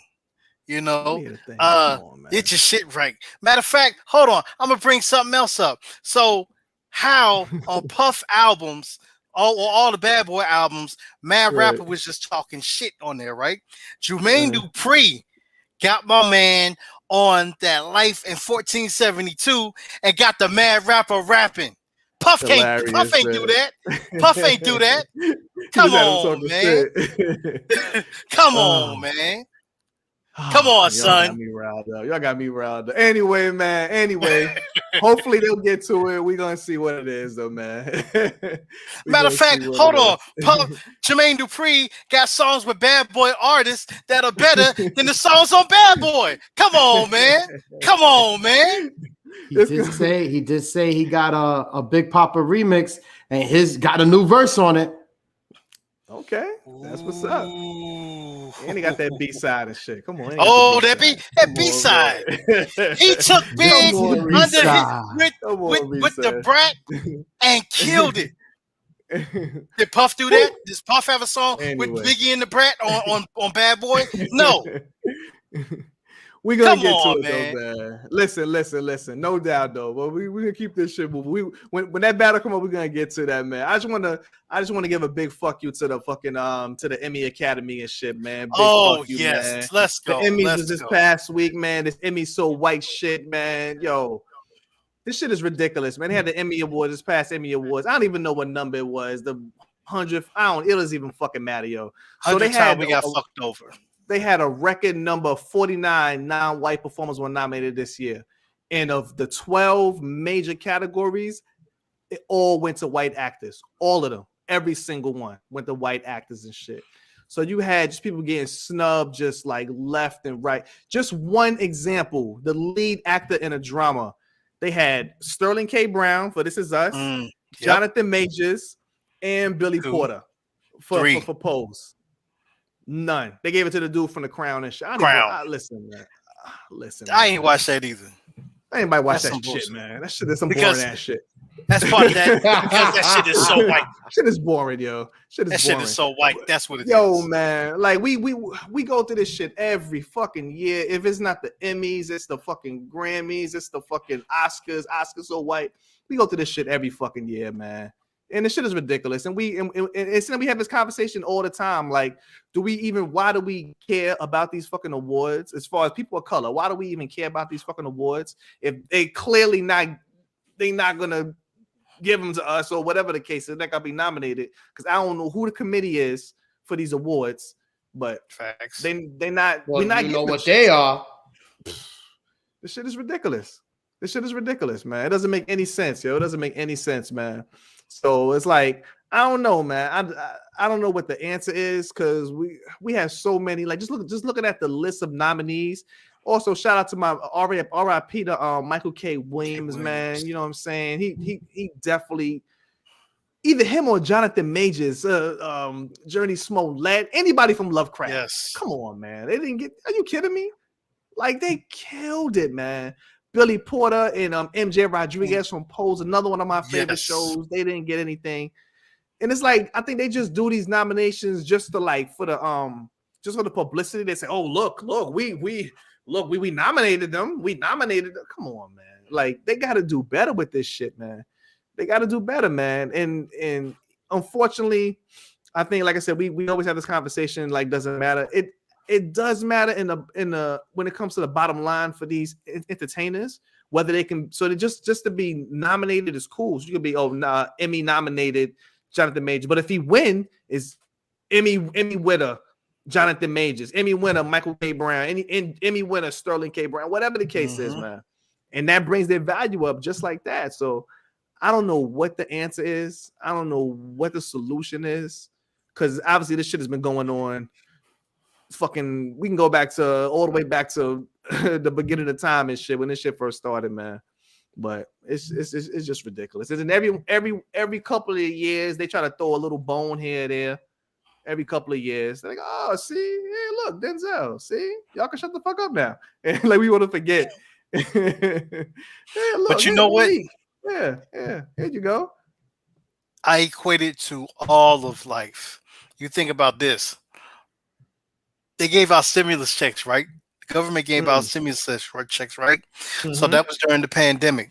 Yet, you still had the high class, the upper class, still making way more money than what those stimulus checks did. Those stimulus checks were just given to us, dangled in front of us, so that way we can pass by and say, "Oh, here you go. We did something for y'all now. You know, y'all should be happy." Fuck that. You know, and that's the same thing with these Emmys, man. They nominate people of color just so they can say, "Oh, well, you know, here we did something for you. You got nominated. You're not going to win, but here you go." And it's like, yo, you have these top performers who are outclassing and outperforming all these other actors and actresses that they're nominating. Like Michael K. Williams. Who the fuck did better than Michael K. Williams? Who the fuck Not did a better than fucking Michael soul, Porter? man. Who the fuck did better than Sterling? Not a fucking soul. Not a fucking None. soul. None. Not a fucking soul. Now, Yeah. Linda in the chat is asking, do we dare ask people of color to boycott television? It's not gonna happen. It's not gonna happen, yo. It's not gonna happen, man. And what makes it even worse is like back in the days, it was just the Emmy Awards was just like, you know, just the broadcast TVs, but they didn't expanded it to the streaming services. They didn't expanded it to, I think even, I mean, YouTube shows might even be on there, but they didn't expanded the whole shit. And it's still not winning, yo. Like, what the fuck? Like, what does it take? Like, what do we have to do to get recognized, man? And then we try to put things of shows of substance out. It's not just the corny buffoonery shit. We got Lovecraft Country. You know what I'm saying? We got This Is Us. Sterling K. Brown is amazing on that show. Yes. We got the Hamilton is amazing, man. Yes. There's just so much amazing shows, man. The Pose is amazing, and still, it's just not. It's just not happening. It's not happening. I don't know. And then even too, if we do win awards, it's not for the major thing. It's for them small things like creative input or the painting toes and nails, you know, stylish shit. Like, yo, the sound guy, exactly, sound. The fucking third grip and shit. Like, fuck yo. Nobody cares about that shit. We see that shit all the time on the credits, but nobody pays attention to that. The third best boy. Like, what the fuck, yo? Ooh, look at my name. Yo, man, I want to give a big shout out, man. Just real quick. A couple of the people that was nominated, man. Like I said, Michael K. Williams, MJ Rodriguez, Billy Porter. Who else we got? Lin Manuel Miranda for Hamilton. Yeah. Hamilton. Uzo, Aduba for In the Treatment. Shout out to her. Journey Smollett for Lovecraft. We said Sterling K. Brown, Jonathan Majors, Billy Porter. Tracy Ellis Ross was nominated for lead actress. Anthony Anderson was nominated for lead actor. Kenan Thompson was nominated for lead actor. Come on, man. Just a big shout out to all of these people, man. People of color doing their fucking thing. Giancarlo Esposito for The Mandalorian and supporting actor, man. He was amazing in that shit. Rosie Perez was some supported actor. Oh my God. Wasn't Anthony Mackie as well? I believe so. How the fuck do you not? How the fuck do you not give Captain America an Emmy? It's just crazy, man. It's just crazy, man. So like I said, I don't know what the answer is. Like I said, Linda brought up, like, do we boycott? Like I said, I don't know. What do y'all think about that? The boycott and shit. Y'all think that's a thing, or? I don't think it would work. I don't think it would work because if we boycott, it's the same thing as people still gotta eat, people still gotta work. Yeah, so if we boycott TV, then those, you know, black actors and actresses that we are boycotting in these TV shows, if we boycott the networks and don't have any views, they won't get to eat, you know. And I would want them to, but at the same time, if they also said, you know what, fuck this, we gonna boycott too, then I think it could work in that aspect. I think if everybody got together, actors, actresses, viewers, consumers, everybody got together to boycott and say, no, hell no, we won't go, strike, then yeah, I think that could work. But you know, us as people of color, and unfortunately, we can't come together.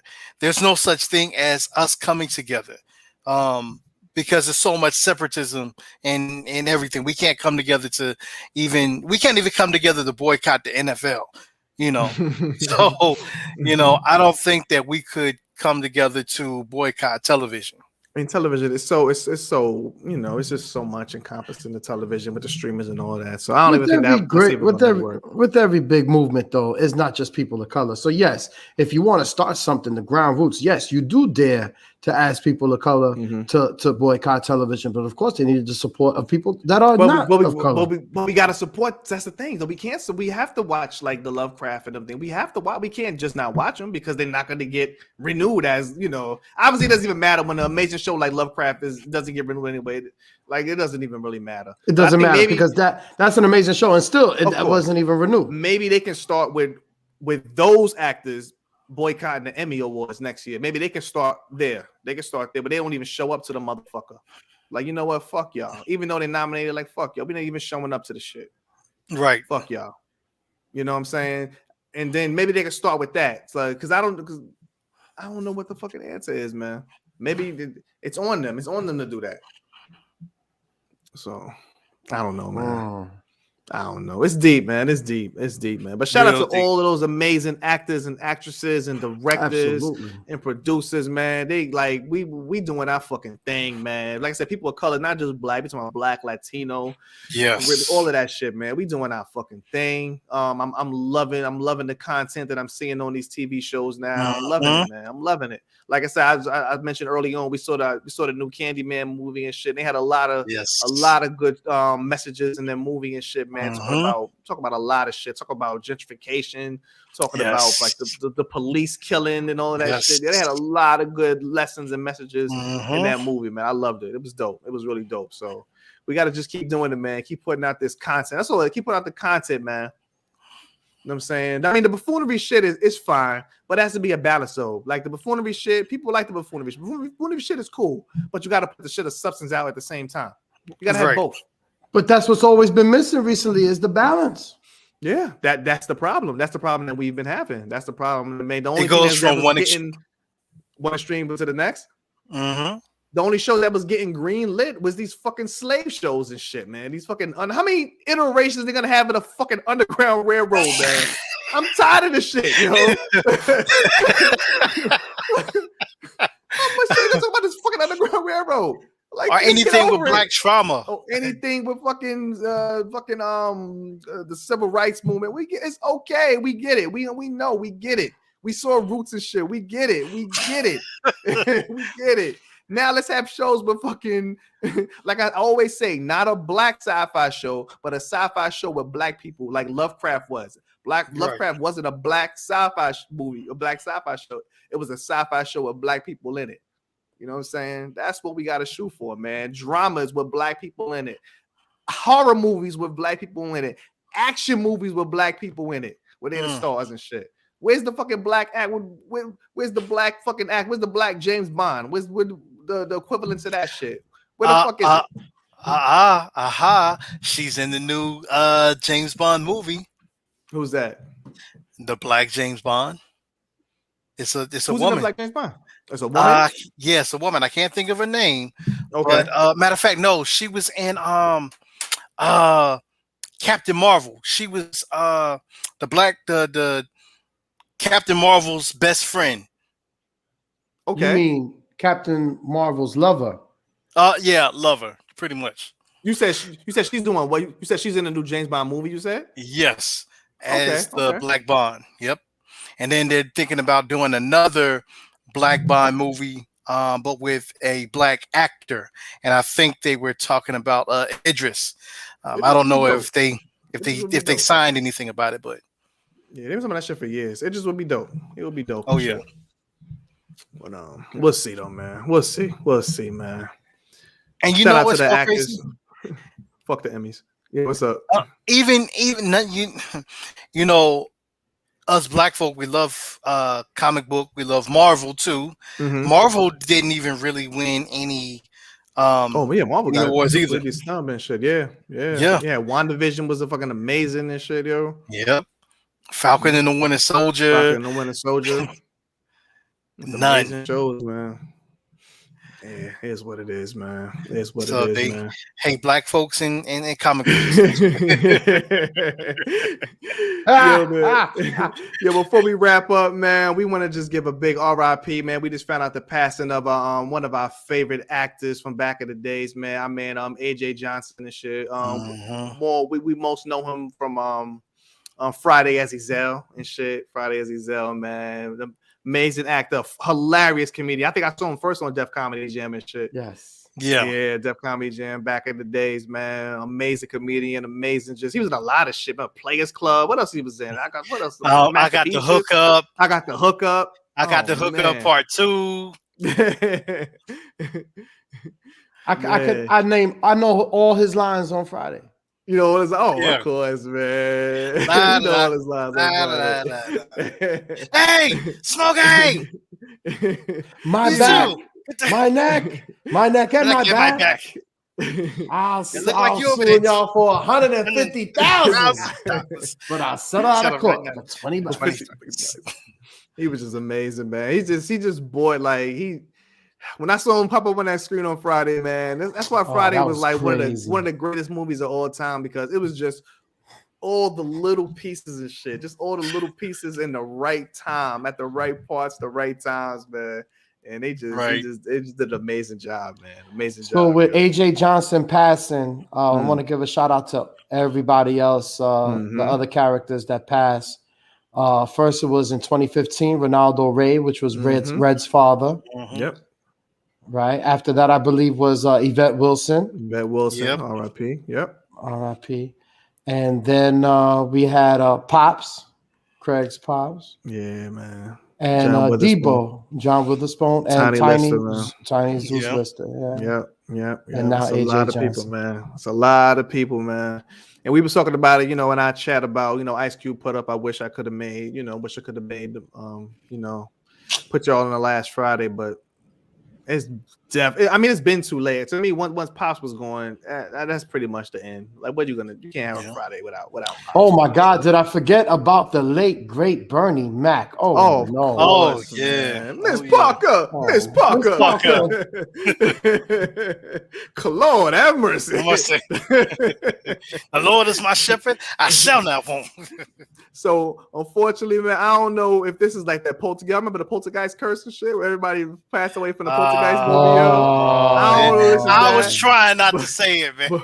We gotta protect Chris Tucker. We gotta protect Ice Cube. We gotta protect Maria Horsford. We gotta protect Regina King, and my man Tony Cox, yo. Mr. Parker, we gotta protect Mr. Parker too, man. We gotta protect him, man. Forgot also Helen Martin. That was Pearl from Good Times. I mean, not Shay from 227. The older woman.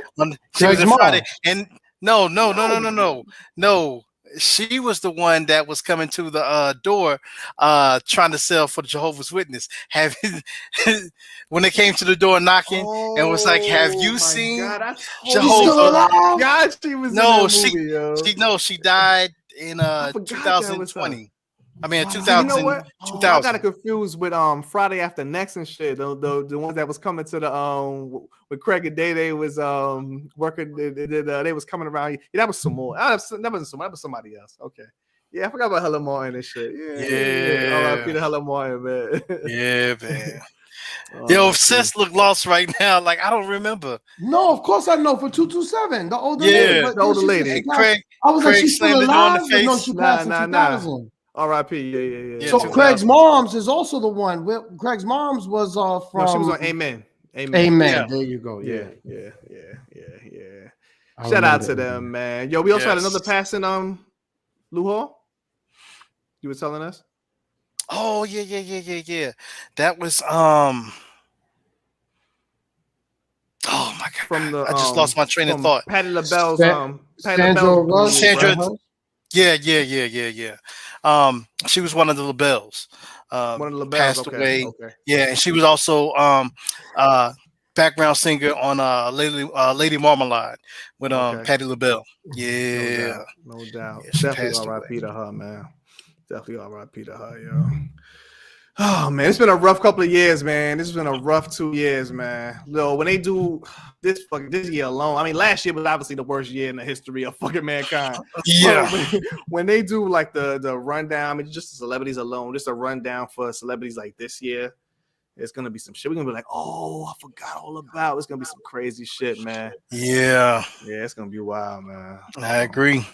Yeah, man. It is what it is, though. Like I said, definitely R.I.P., man.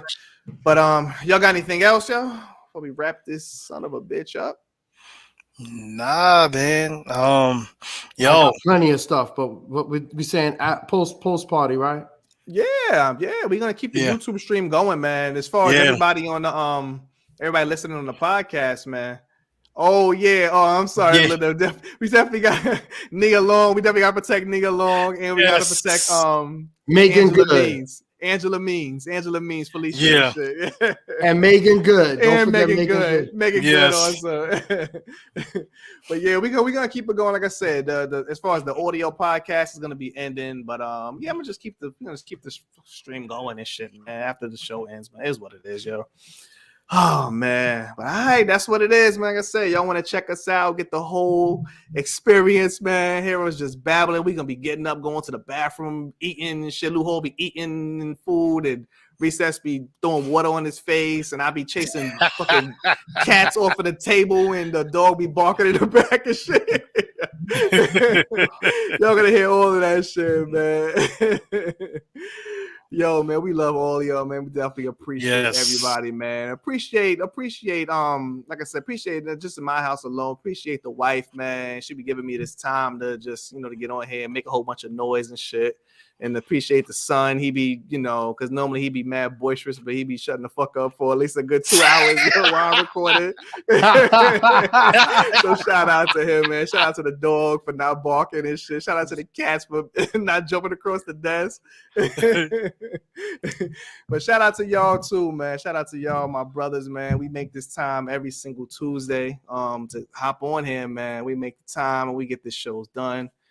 Next week is the last Thursday of the week, right? So I think we're gonna be doing the doubleheader next week. We're gonna do that show last and Tuesday. then right after we do fucking Trey's 20s and Dimes right after, man. So that's the real doubleheader, man. Yes. That's the real one right there. That's the real one, man. So on that note, appreciate everybody for checking us out. Beast Pods and Life Network, beastpodsandlife.com. Check us out on social media. We on Instagram at Beast Pods and Life on Instagram. And check me out personally on Instagram and Twitter at Dame Flavor Style, y'all. Peace. So after the show, it's the after party, and after the party in the hotel lobby, and after the probably in this fucked it up. And after the original is probably fiesta. Yo, that's R. Kelly. Everybody stays away from R. Kelly except us. What's going on? Yo, you know what's funny? I be fucking with the YouTube music and shit, right? My shit is always on shuffle all the time. R. Kelly never comes up on my on the shuffle ever. Because they took his ass off the algorithms. They talking about the algorithm because his music is still on there. It never comes up ever. Yep, that's that crazy. Ever. R. Kelly never comes up on it. Even I put 90s R&B. I'm listening to 90s R&B playlist. R. Kelly never comes on ever. On Apple Music, on the 90s R&B playlist, he ain't on there. He never comes up on anything that I play, any type of playlist. Like if I do a radio, like I could do a Jay-Z radio or a Biggie radio. None of the songs he did with them comes up on it. It's like they don't exist anymore. You could go on the Sexual Predator channel. He still don't come up on that shit either, man. Unbelievable, man. Who else is on there? They got fucking what's my band named Great Balls of Fire? Jimmy, what's his name and shit? Great Balls. I don't know, but Elvis is on there. Elvis is on there. Jerry Lewis is on there. John Wayne is on there. Chuck Berry might be on there. Yes, man. Whoa. He's in a sexual list, Why are you making jokes, man? You got outro, man. Yeah, what about Rudy Giuliani? Oh my god! Oh yeah, he be playing right before Joe Biden. He be playing. Oh, what's the man that just got up out of there? Trump? No, the mayor. Oh, what the fuck is his name? Patak? Not Patak. I was saying Pataki. What the fuck is his name? Cuomo. Yeah, Cuomo's on the Fuck list. up out of here. Anyway, Oh, hey, man. Anyway, who are you, man? Come on, who are you? Man, you know who I am. I'm Lou Hall, man. You know what You I'm have so saying? many AKAs. We don't know who you is. Man, this Lou Hall, man. Y'all can definitely catch me on the Instagram and the Snapchat. I don't know. Maybe. If I feel like getting on there, then y'all see something. Otherwise, hit me on the email. So the first thing is huh? You say they can see something on Snapchat? They can see something? I don't want to see that shit. No. You can't get that on Snapchat. How do you know what you don't want to see? I know Lou Hall. I know him his entire life. I know Lou Hall, Yo, he did post a picture. Listen. That's for the after party. Go ahead, man. That's for the after party? Come on, man. And I didn't notice until you noticed it, D. So I think you the one that be noticing. You know what I mean? So yeah. Anyways, it's Lou Hall. Definitely hit me on the Instagram and Snapchat. That's gonna be Lou Hall is IZ back 8.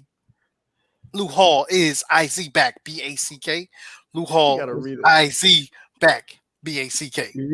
Then by email, you can hit me. That's gonna be louhall803@yahoo.com. louhall803@yahoo.com. Peace. And this is your boy Sess. Of course, you can catch me on the Twitter at Southside Recess, one word. And of course, I'll be on that IG. Hit me up and you can see something on GETDAFUCOUTAHERE. Get the fuck out of here. Yeah, man. We getting the fuck out of here. Like Jermaine Dupri getting puffy ass the fuck up out of here. Let's go. We out, y'all, man. Peace. Ferrari or Jaguar, switch your phone names with the top down, swinging out. Money ain't a thing. Money ain't a thing, man. Oh, man. No doubt. Whew. All right, so D peeped it first, Lou Hall. You put that picture up, and you was in front of the TV like this, butt ass naked. And you flicked them, and you sent it to us. So with the screen, you can't see nothing. But when it turned blank, we saw your butt ass naked. I had on drawers, man. I had on drawers. I had on drawers. It was a white shadow somewhere. I don't think those you were was taking drawers. a video of something that was on the TV, right? Yeah, it was something. Was it something for Verzuz? You trying to show us? I don't know. You trying to show us something? Yeah, it was matter of fact. I'm looking at that. I'm like, okay, that's what's up. And then I see the reflection from your TV. I said, the fuck? Because that was when. It's like, what the fuck, yo? That was the Verzuz when they first did it on Triller or on Fight, and they had like the boxing match before. And I was like, yo, check this out. And you made us check it out on that. Man, we didn't want to check it out, man. We didn't want to, man. I didn't know what drawers, man. Check out. I had on drawers, man. Nah, I don't know. Yeah. I don't know. D was the one that, you know what? Maybe I need to question myself because I look back at it again after D said it. Like, what is he talking about? Well, I got the LASIK, man. I got the LASIK and shit. So I got fucking 20/20 vision and shit, man. I can see everything, man. I can see the world clearly and shit, yo. I'm just trying to figure out why y'all running it back. That's what I'm trying to figure out. Because you said, what was going on? I've never watched that shit ever again. You best believe that. I never look at that clip ever again, yo. That shit has never Hey man, that was meant that's only for the ladies, man. My bad, my fault. Yeah, man. no doubt. Oh man, that shit went viral, man. But yo, Lou Hall, I like that Candyman shit, man. That shit was good though, man. Oh yeah, good ass fucking movie, man. They did their thing. That was a real good movie. They did their thing. You like Candyman?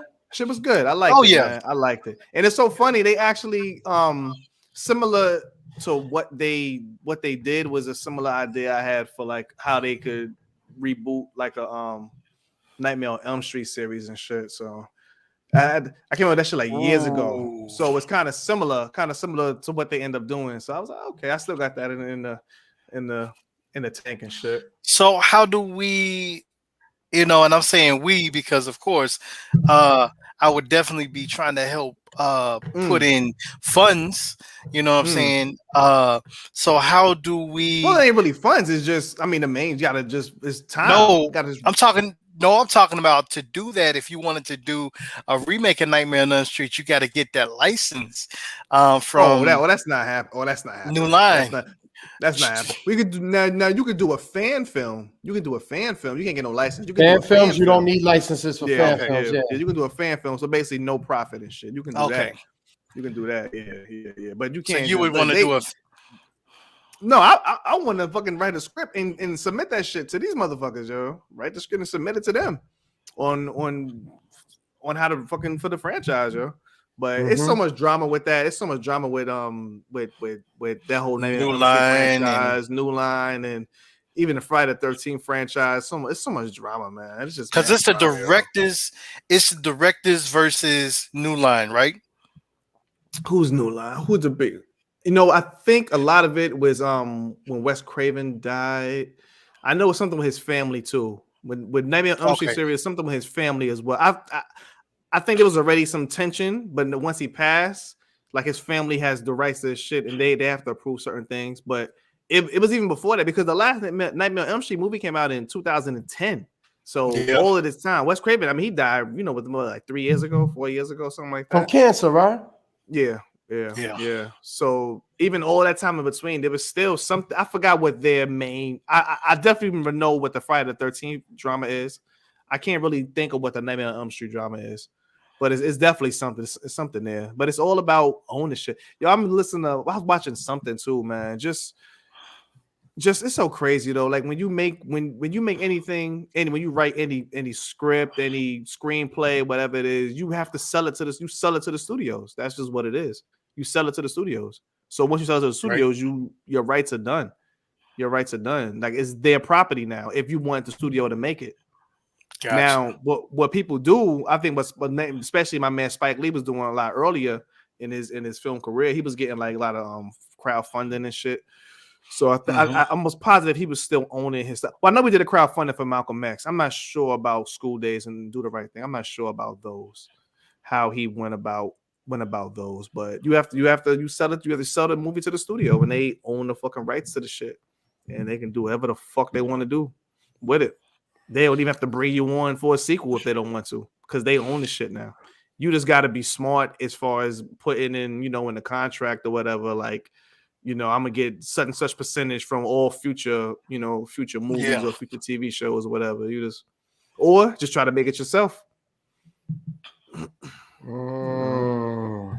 Yo, what about with that recording contracts when it says future ways of distribution of the recordings?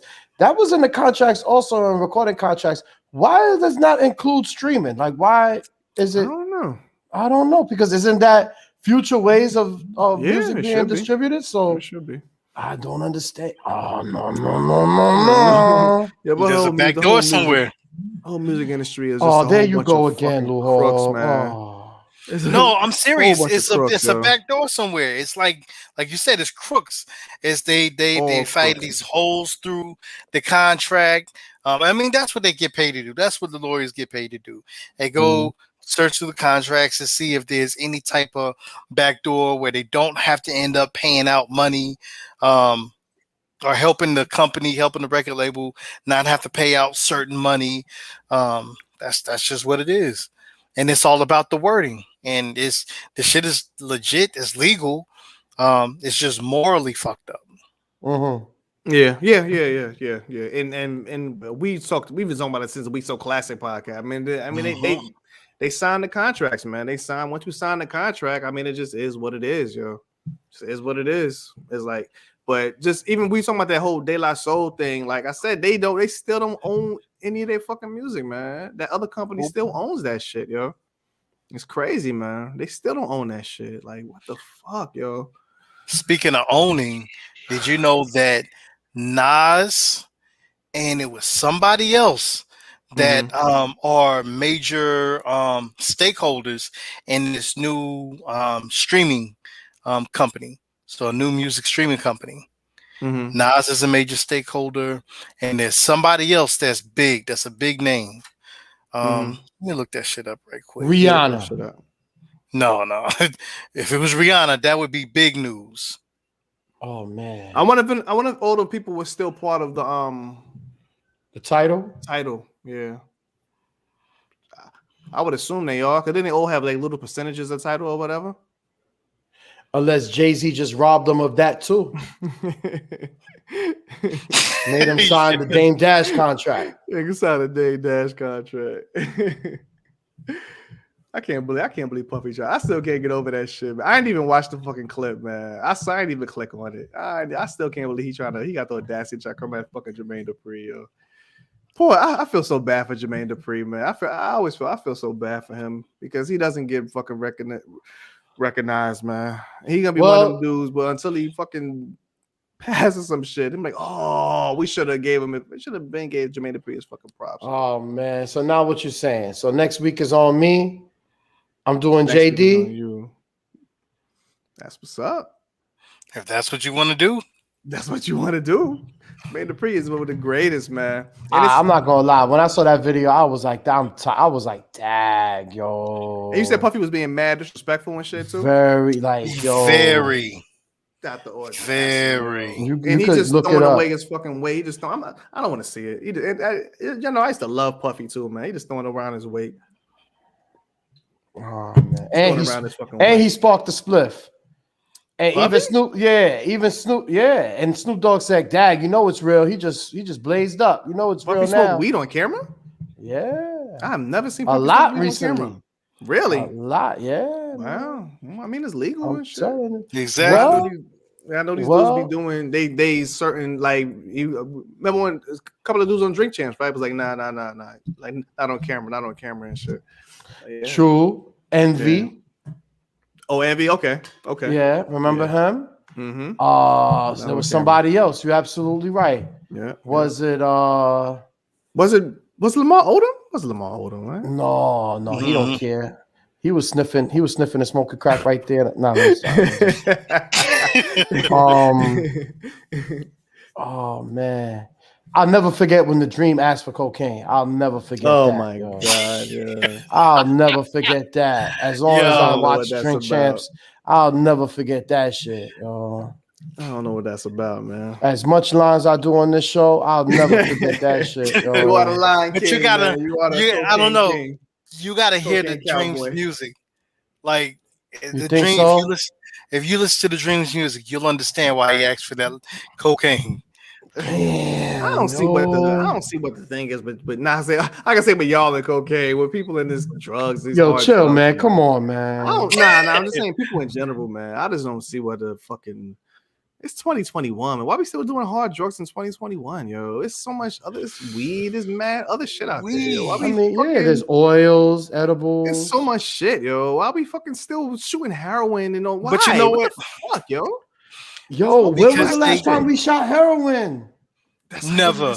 They said that's like, well, they said it's how you get man pass, yo. That's the word. Michael K.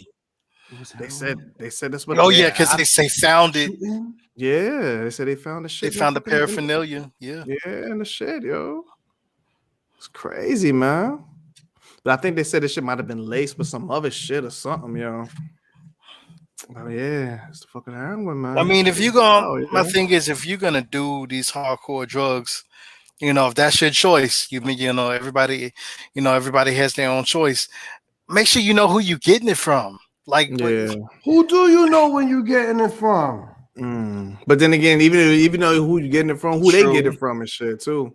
How you know how they getting it from? You don't know. That's what I'm saying. You don't know who they getting all it right. from. Even if So, that's your people. You're right. So in our trip, the YMCA is good up there. You know, the rec room is good up there. Okay. So we went, you know what I'm saying, and checked it out. Okay. And they do heavy taxation without representation, if you know what I mean. Yeah. In the YMCA. Yeah, you know what I mean? Mm-hmm. So and we went in there and I was like, wow, I almost cried, right? So I was like, yo, this is crazy, man. I told everybody my story walking in too, man. I was like 30 years in the streets, man. You know what I'm saying? Now I could just walk in, you know what I'm saying? Just show my ID like I'm going to play ball. Yeah, you know what I'm saying? In the recreation center, like I'm just going to play ball and just walk in. You take your tablet. You know what I'm saying? You do what you do. You know what I'm saying? Then they bring you in. They bring it up to you. You wait in line. They call your name. Come up there. And they bag it up for you and send you on your merry way. In the man. YMCA? I'm still confused. The fuck you talking in the YMCA? Man, I'm talking about the. I'm not talking about YMCA. Okay. Okay. Come on, man. YMCA. Okay. The YMCA. That's how where I we felt play ball at? When I went Don't to they call it the rec room? Yeah. When I went to what you call it? Seattle. I went to Seattle and shit. Yo, that was crazy, kid. I was like, are you serious? I was like, oh, this shit is like, I ain't never seen no shit like this, yo. But you pay for everything though, and they can't legally charge you. So it's like an ATM withdrawal. So they charge you the $3, but then they put that back on your card and stuff or whatever. Okay. But yeah, it was crazy. It was an experience. It was crazy. Man. Shit is, everybody do what they do and shit now. The testing is ridiculous. They do the rigorous testing, make sure everything is clean, make sure everything is good. You know what I mean? And no outside fibers, no outside bodies of outside, what is it? It starts with an H, carcinogens. Carcinogens, yes, all that. Yeah. All that, including mold and all this other stuff. That's what's up, man. You know what I'm saying? So yeah, that was ridiculous, man. Big up to that industry, man, because I know, and there's a tax on it too. Okay. There was a tax on it, and it straight up says it. There's a tax on it. That's what's crazy to you. They give you two different receipts. That's what's up. It should be like that. It should be like that. Just fucking universal, man. Throughout the whole fucking country and shit, yeah. Fuck it. Man. Yeah, man. So this was a article 5 days ago. Okay. Nas and Pusha T invest in streaming platform to rival Spotify and Apple. The name of it is called Audius. I told you about Audius fucking 6 months ago, yo. You don't be listening. Hold on, is that the? That's it. Yes. About Audius like 6 months ago, man. Well, I just don't have Nas money. I would have known this shit almost a fucking year ago and shit, man. Katy Perry, Nas, Steve Aoki, the Chainsmokers, Chainsmokers, crypto. Jason Derulo, Pusha T, yeah. And Linkin Park's Mike. It makes sense because of Audius crypto went up a couple of days ago. That makes sense. That makes sense why Audius went up. So how much is it now? I think it's like on $1. I think. Let me see. Because when I had it a while ago, I had it a long time ago actually. I think it was like let me see. I don't know if my thing has a history or not. Let me see. Audius. Okay. Oh, and say right now it's $2.01 right now. What $2.10. Oh god damn. I hope I didn't have it at that price. God damn, motherfucker. I saw the shit a one time ago. Can I see my history? Oh, I can't see my history. God damn it. That shit was like 3 months ago. That shit was like 50 cents, yeah. Wow. That shit was like 50 cents. Yeah, it's going up in the last 3 months. It's going up 200% in the last 3 months.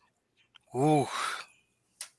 But all the crypto is down right now. Yeah. Everything is down. Well, the whole stock market too. for the past Yeah, couple the whole of days. stock It's market been too, going right? down. Yeah, Yeah. yeah. Everything is down and shit. But yeah, that's what's up. So yeah, but like I said, that's the thing that I was pointing you on to, and it's yeah, we'll see how that works out. I don't know. It's gonna really work out. What happened? It went public or something? Well, no, it's like NFT. So basically, say for instance, with NFTs, you gotta have like their currency, pretty much their currency to buy whatever it is that they have. So to stream the music, you have to buy into their crypto. So by paying those US dollars, it's going to raise whatever that crypto is. It's going to make the crypto even more than the US dollar. So then, when they get that return in the crypto, then that price that they just paid may have either doubled or tripled. And that's, that's a like that circle, that revolving door as far as with NFTs. And that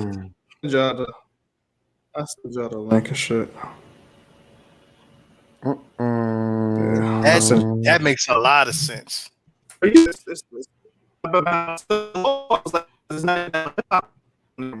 Ooh, watch out. Right now, because Sound like RDD too. Really just started and shit. Oh no, you sounded like RDD too. I thought I heard you say 99 problems with who the fuck is RDD2? That's what you just sounded like. R2D2. Oh, I thought it was yo. There's not that much hip hop on right now. Right, I heard that part. Yeah. Do I got the fucking that's what is that? Have the app. I have the app already on my phone. You got the app already. I gotta have the app. Yeah, this was like months ago and shit. I was up on them. But yeah, that might be something to look into, getting into their crypto. But like I said, it's like you said, it's powered by the cryptocurrency, and I mean, all that shit is still so new. I mean, if you get in on it now, it's still early. Everything is super early. But now that you're saying all these people are involved, hold on, let me see what the total supply is, because they'll learn about crypto too. It only go up so much, depending on the total supply and shit. So let me see, what's the total supply of Audius? Because that shit is in the billions. It can go up so much, huh? Madonna and Frank Ocean has continued to back Audius. 1 billion. That's not bad. It's not a bad number. 1 billion. That's not bad. That's not bad, yo. Yeah, 1 billion total supply. It's an 800 million market cap. Ooh. I might fuck around and get some shit into that shit right now, you know? Right, because it's interesting. Yeah, but we'll see. We'll see. Because I was, I'll be still fucking around. Yo, did you get into the Shiba Luho? No, I didn't yet. Okay. All right. Were you able to see it? Nah. You know what? I think it's blocked it must be blocked in North Carolina. It's blocked. Are you serious? North Carolina. Yep. Because I know you can't buy it in New York. You can't buy it in New York, and it must be North Carolina. Must be the same thing. So if you go to the border, but all your information is North Carolina, right? Yeah. Yeah. Because I have a VPN. I have a VPN and shit, and it just doesn't work. Wow. So, but like I said, I already have it though. Yeah. I already have it though. So I already have it somewhere else and shit. I wouldn't want to get it on there anyway. I just want to just see. I would just got it like just because, just to say I got it on there. It's the ad, yeah. Not a big deal. My bag is good and shit. Yeah, because Shiba is not just Shiba Inu. It's just a whole. I'm in the whole. It's Shiba, it's Leash, Bone. I'll be on the Shiba swap because Shiba got their own swapping too. They got their own swap and everything, yo. And, there's I think it's a rapper, either a rapper or a group that has their own Shiba. It's like their own. It's Shiba something. Yeah, everybody got Shiba everything. It's a million of these fucking Shiba, y'all. things. It's a million of these shits, and they all bullshit. You know, honestly, all this shit is bullshit. It's all Until bullshit. it takes off. Until it takes off. All of it is bullshit. Real. All of it is bullshit until it takes off. And You I just feel gotta like just be invested in the right thing and just at the hold right that shit time. till it take off. Just hold that shit until it take off. Because I That's it. kind of feel like that Shiba, I believe like that Shiba Inu, I feel like that may take off just like Dogecoin did. And it'll hit that skyrocket. And Well, then the biggest the biggest difference though is it's a fucking 100 times more Shiba Inu than it was Dogecoin. Dogecoin was like 60 billion tokens. Yeah. Shiba Inu was a 1 quadrillion. God damn. It was 1 quadrillion. And they burned half of it right off the gate. So automatically it was already down to 500 trillion, which is still a fucking crazy. So they gotta burn. That's the only thing they gotta burn. We gotta burn the fucking supplies, yo. Gotta burn them shits. Gotta burn it to get it down. Obviously, I mean, you know, the lower the total amount is, the higher the price goes. Yeah. So that's the key. Y'all be watching Earn Your Leisure? That's a crazy show. Yeah, that is. We doing a thing. Yo, this is dope. Yeah. Man. There's man. one that y'all gotta check out. They have my man Ryan Leslie and Hill Harper. Yo, Did I that mention shit was that so in the fun. chat? Did I mention You that in the did? chat? I don't swear think you posted that did. shit. I watched that shit last week. Because that You sure was I didn't, because I it don't was talk to last nobody week. else. I don't talk to nobody else and shit. I don't remember seeing it. This I don't nigga said I know. don't talk to nobody else. I know I told y'all. I sent it shit to I know somebody. I talked to somebody about it, and it wasn't somebody else. I don't It remember wasn't because I nobody saw it on else. my own. Maybe I you don't think I said sent it. to Junior. I don't think I sent it to Junior. I could have sworn I put that shit in the chat. But anyway, but yeah, that Your shit boy was, or our cousin? my boy. Okay. Yeah. I could have sworn I put that. Got me looking at this shit. I didn't put that shit in the fucking chat. Yeah, and I'm like, I should have put it in the chat. I forgot. anyway. You'll be checking the chat anyway. I do be sometimes, man. I do be sometimes. I do, because like I try to catch up during the day. Like, man, we be having calls back to back. I don't have time to like really look at it. And then I'll hit y'all when I can. And as soon as I see something, oh yeah, and I may have missed something, because then I only got my 15-minute break and I'm sitting there struggling trying to catch up. Yeah, you know how many times I woke up to 52 messages? Who the fuck? Yo, what happened to Citrus Obama? Yeah. I forgot y'all posted that shit a couple of Yeah. weeks ago and shit. What the fuck happened He to had him? COVID, right? Yeah. What the fuck happened? Is he alive? I guess he's I didn't alive, check it. right? Yeah, I didn't see anything like RIP. Chris Rock got COVID. Yeah, Did he really? yeah. He said I got COVID, and he said this I'm ain't sure something Chris you Rock want. is vaccinated though. But it hit him hard though. Apparently, he's like, He this is vaccinated? something I don't know. It hit him hard. All right. I know Dave Chappelle is probably vaccinated now. He gets hit hard too. Damn, that really wasn't y'all. Who the fuck was I talking to when I told about that shit? The only thing I see that I didn't check out was that Grandmaster Cass on Nori. Crazy, yo. But yeah, but the Ryan. Oh, it was Junior. Never mind. It was my boy Junior. It was Junior and shit. Yeah. Cause I was talking to him on the phone, and I was like, "Oh, yo, this fucking yeah. That's what it is. That's what it was. I just happened to be passing by and scrolling, and I was like, "Yo, Ryan Leslie, man. yo," and I was like, "Yo." They put me. Hill Harper. He kind of put a spark in my head a little bit about the Bitcoin, but I got into it back again, but then I got back out. It's because it was the same thing with me. It's just not gonna. It's too late to really. It's too late for Bitcoin. Bitcoin, it only go up but so much, yo. It only go up but so much. Like Bitcoin was like at the time, it was like almost just say it was 50,000. It was 50,000. So they predicted it to go up to 100,000. That's only 2x. That's only 2x, yo. So if you put $1,000 in, it's just only gonna be $2,000. That's it. That was the highest. Something else. I'm just saying, it's only gonna go up but so much. It's only gonna go up but so much. That's what I I'm mean, saying. I It's, think it's too late to really make any major money off of Bitcoin. It's too late. if you did it It's, back in it's too high. 2010, Oh, if we forget did it about back in it. You be 2010, retired and shit. You been exactly. retired, yo.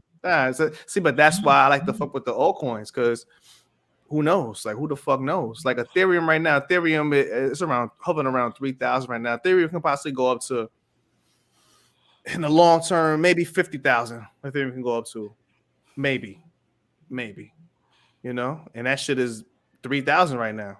So that's a Right. hell of a fucking investment, yo. That's a hell of an Oh yeah. investment to get into that shit right now. And And all you the think other ones about are how, even less. and if you did something on the regular to where every check you was like, okay, every check I'm gonna invest, let's say $100. Right. Or even if $100 every check, or if you want to make it more, if you got more play money, 400, do something like that, every check every month. Then just think about where it would be, especially if it hit 5,000. It's definitely going. 50,000. I mean, yeah, exactly. I said it was 5,000 a couple of months ago and shit. Right. But that shit was like $300 last year, beginning of last year, early 2020. It's like it was like, because I bought at 275. I bought So it. he was early on. Yeah, I got that shit early. And you haven't cashed any of yours out yet? Oh, yo, yes, I did. All of it. That's what I spread it. I took it. My profit was just insane, and I just spread it in everything else. I spread in everything else and shit. So okay, that's the way I did it. Take it and keep rolling it into something else, so that way you don't take it out and to be less value. Yeah, I put it in everything. I put it in everything else. So, like I said, just put in everything else, and so I have major numbers and other stuff. So if them other things come up, then it is what it is and shit. So the plan is to retire. Plan is to get the fuck out of that motherfucking job and just be chilling, yo. That's the plan, man. That is the plan, yo. I'll tell y'all right now. 2025, baby. Let's get it. What's up? I had a fucking job interview today. Okay. I think that shit went well. That's a Charlotte job. So hopefully I cop that. My plan's already, my ass is gonna sit at home. I don't not getting caught up in that Charlotte city life, and I'm gonna invest this, my extra funds, and so I can retire, because I'm sick and tired of working for folk. I want my money to work for me. That's it, man. That's what they put me on the game. That was a dope in your leisure, man. They put me on the shit. I was like, they put a bug in my ear, man. I was like, exactly. That passive income, man. Just it's dope, man. It's dope. And I'm just brainstorming, just trying to think of ways of taking the stuff that I enjoy doing, man, and how I can invest in it in some kind of way. And so, well, the main one that I think that you can invest in and profit a lot from, the music studio. Because once you invest in that music studio, I know you're not just gonna do rappers. You're not just gonna do these local R&B singers. Okay, you still got bands. You got a bunch of different garage bands that's all over in different areas. I mean, the possibility is endless. You got that's the long term one. Yeah. Oh yeah. Oh, that's the long term. That's after I already got money and shit. That's after I already got money. I'm talking about getting to that point. Yeah, got to get to that point. I can't just fucking call it. Hey, I'm just open the studio tomorrow. I mean, you got to learn to engineer. You got to get to. I got to fucking afford the shit first, yo. Got to get to that point. Yeah, got to get to that point though. Oh, another thing I was looking at and shit. Like if I got some capital, yo, like some major real capital, like a fucking gym, yo. Invested in a fucking gym and shit, man. I was looking at I was at Planet Fitness the other day. I was like, Francie. I was like, how does this shit work? That's forever money. Any gym, as long as you put it in the right location, because people they That gym membership be going on forever. They don't even be there and shit. They still be in charge, yo. Yep. And you know what? I bet which is crazy because even the gym ownership world is crazy. I met this dude at the gym. He was actually a trainer when I was at the gym, and he actually owned his own studio, his own workout studio. But the location, I guess it was a bad location. They really wasn't making money, so they was like upside down in their payments and stuff. So they just, decided to, stop. But like you said, it's all about the location. If you pick a prime real estate, prime location, and you get a good actual deal on the building, then you won't be upside down. That's the thing. I don't want to rent. If I obviously all this stuff matters if I have, we have the money to do certain things. If I have the money to even do that, I don't want to. I'm not renting a building. I'm buying a fucking building and shit. I'm not renting or paying rent in no fucking building. I'm buying the building. Right. I wouldn't do it any other way. I wouldn't do it any other. If I didn't have the money to do it, I just won't do this shit at all. If I can't buy the building, I just wouldn't do it at all. The only place you could make good money without buying the building is getting event spaces. Oh, yes. You saying getting event spaces and renting the? What do you mean? Oh, okay, yeah. I see what you're saying. Yeah. Especially if you just keep on running the same play. Right. You know what I'm saying? Especially when you have events like artists that come through and they have or you have whatever people in the spaces. Of course, you cut deals. You know what I'm saying? Either you get a percentage of what they buy, or you just charge them, $150 to be there, and and you just run the same play each month. That's the only other way to do it without buying a building. Yeah, that's dope. Like I would really be focusing on downtown Durham and shit. I think downtown Durham could be really dope. It's a lot of good. Well, before the pandemic started, it was a lot of good, especially, but it's a lot of like more alternative music types of things. They got a lot of dive bars and like rock venues, and there's a lot of shit down there. But I think it's prime for the fucking picking. I think, man, because especially Durham is like a black ass city, yo. Durham is a black ass city, and they just looking for like the right fucking things, yo, to be down there. And downtown Durham is like right fucking there. It's right accessible to everybody. I thought about kind of like what Seth was talking about, like event spaces. Like if I had like an event space, if I had like a space to rent out to people to do weddings and stuff, and then you're like, okay, well, I need to get DJ or a caterer. Okay, no doubt, I got somebody for you. Right, exactly. You don't necessarily have to go with what mine, but I, got somebody. So then on top of that, the person that I got, I'm giving them business, but I'm also getting a percentage off of their business for, my standard 10% or whatever, founder's fee. Boom. So that's that. So I'm making money off of that and making money off of the rental space, DJing. And if I got somebody that's like, okay, you know what, I want to be committed to the team as a DJ, boom.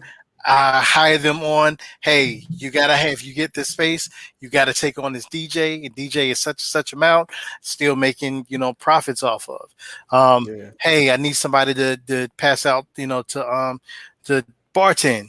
Okay, cool. I know this person, blah, blah, blah, something like that. So, I'm just trying to get this business money, this side money, man, and make that pop even bigger. For event spaces, it's so funny because they just come into you thinking they're just running the event space, but next thing you know, you're the plug to everything else. Tables, chairs, tables, this, that. You're just the food and all that shit. Food, the caterers, my catering company and shit. There you go. Down to the balloons. You need balloons? You need balloons? We got the balloon hook up too, man. We got all that shit.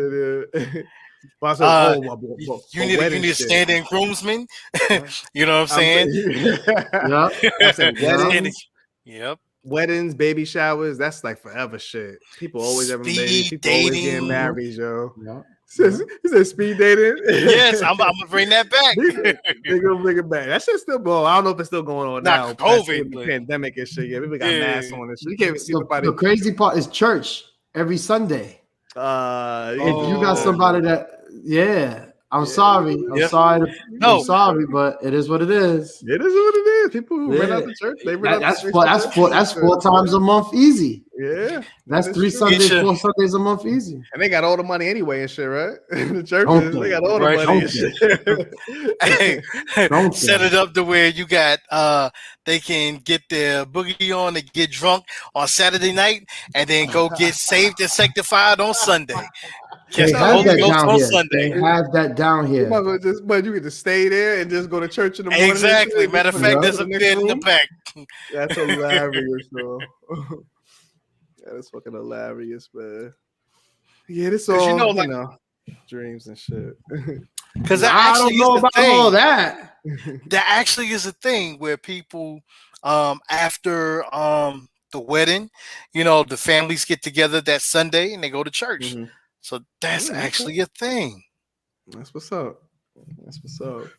I'm going to hell thinking I can have a church. Well, you're not gonna have. You just rented out this venue. You're not gonna have a church. No, I just said that. No, I just thought in my mind. Oh, okay. Yeah. I can actually have a church and have a. Nah, I'm going to hell for that. That's crazy. Oh man, it is what it is, though, man. So next week, man, we doing doubleheader next week. Doubleheader next week. Doubleheader. So we know how we do, man. Keep the original. You know, keep it to. We can do hour, man. Hour 15, which is easy. I said Reese has got enough respect due, maybe 2 topics and shit. And just keep it moving, yo. Keep it moving, baby. Keep it moving, baby. You got that right. Keep it moving, baby. And then Lou, you gotta tell us about your fucking you know what, man? Let me end this shit. I mean, Lou tell this fucking story and shit, man. All right, whoever's still watching fucking 2 hours and 2 hours and 20 minutes. Appreciate you. But now we're gonna get to the juicy talk now. Peace. Holla.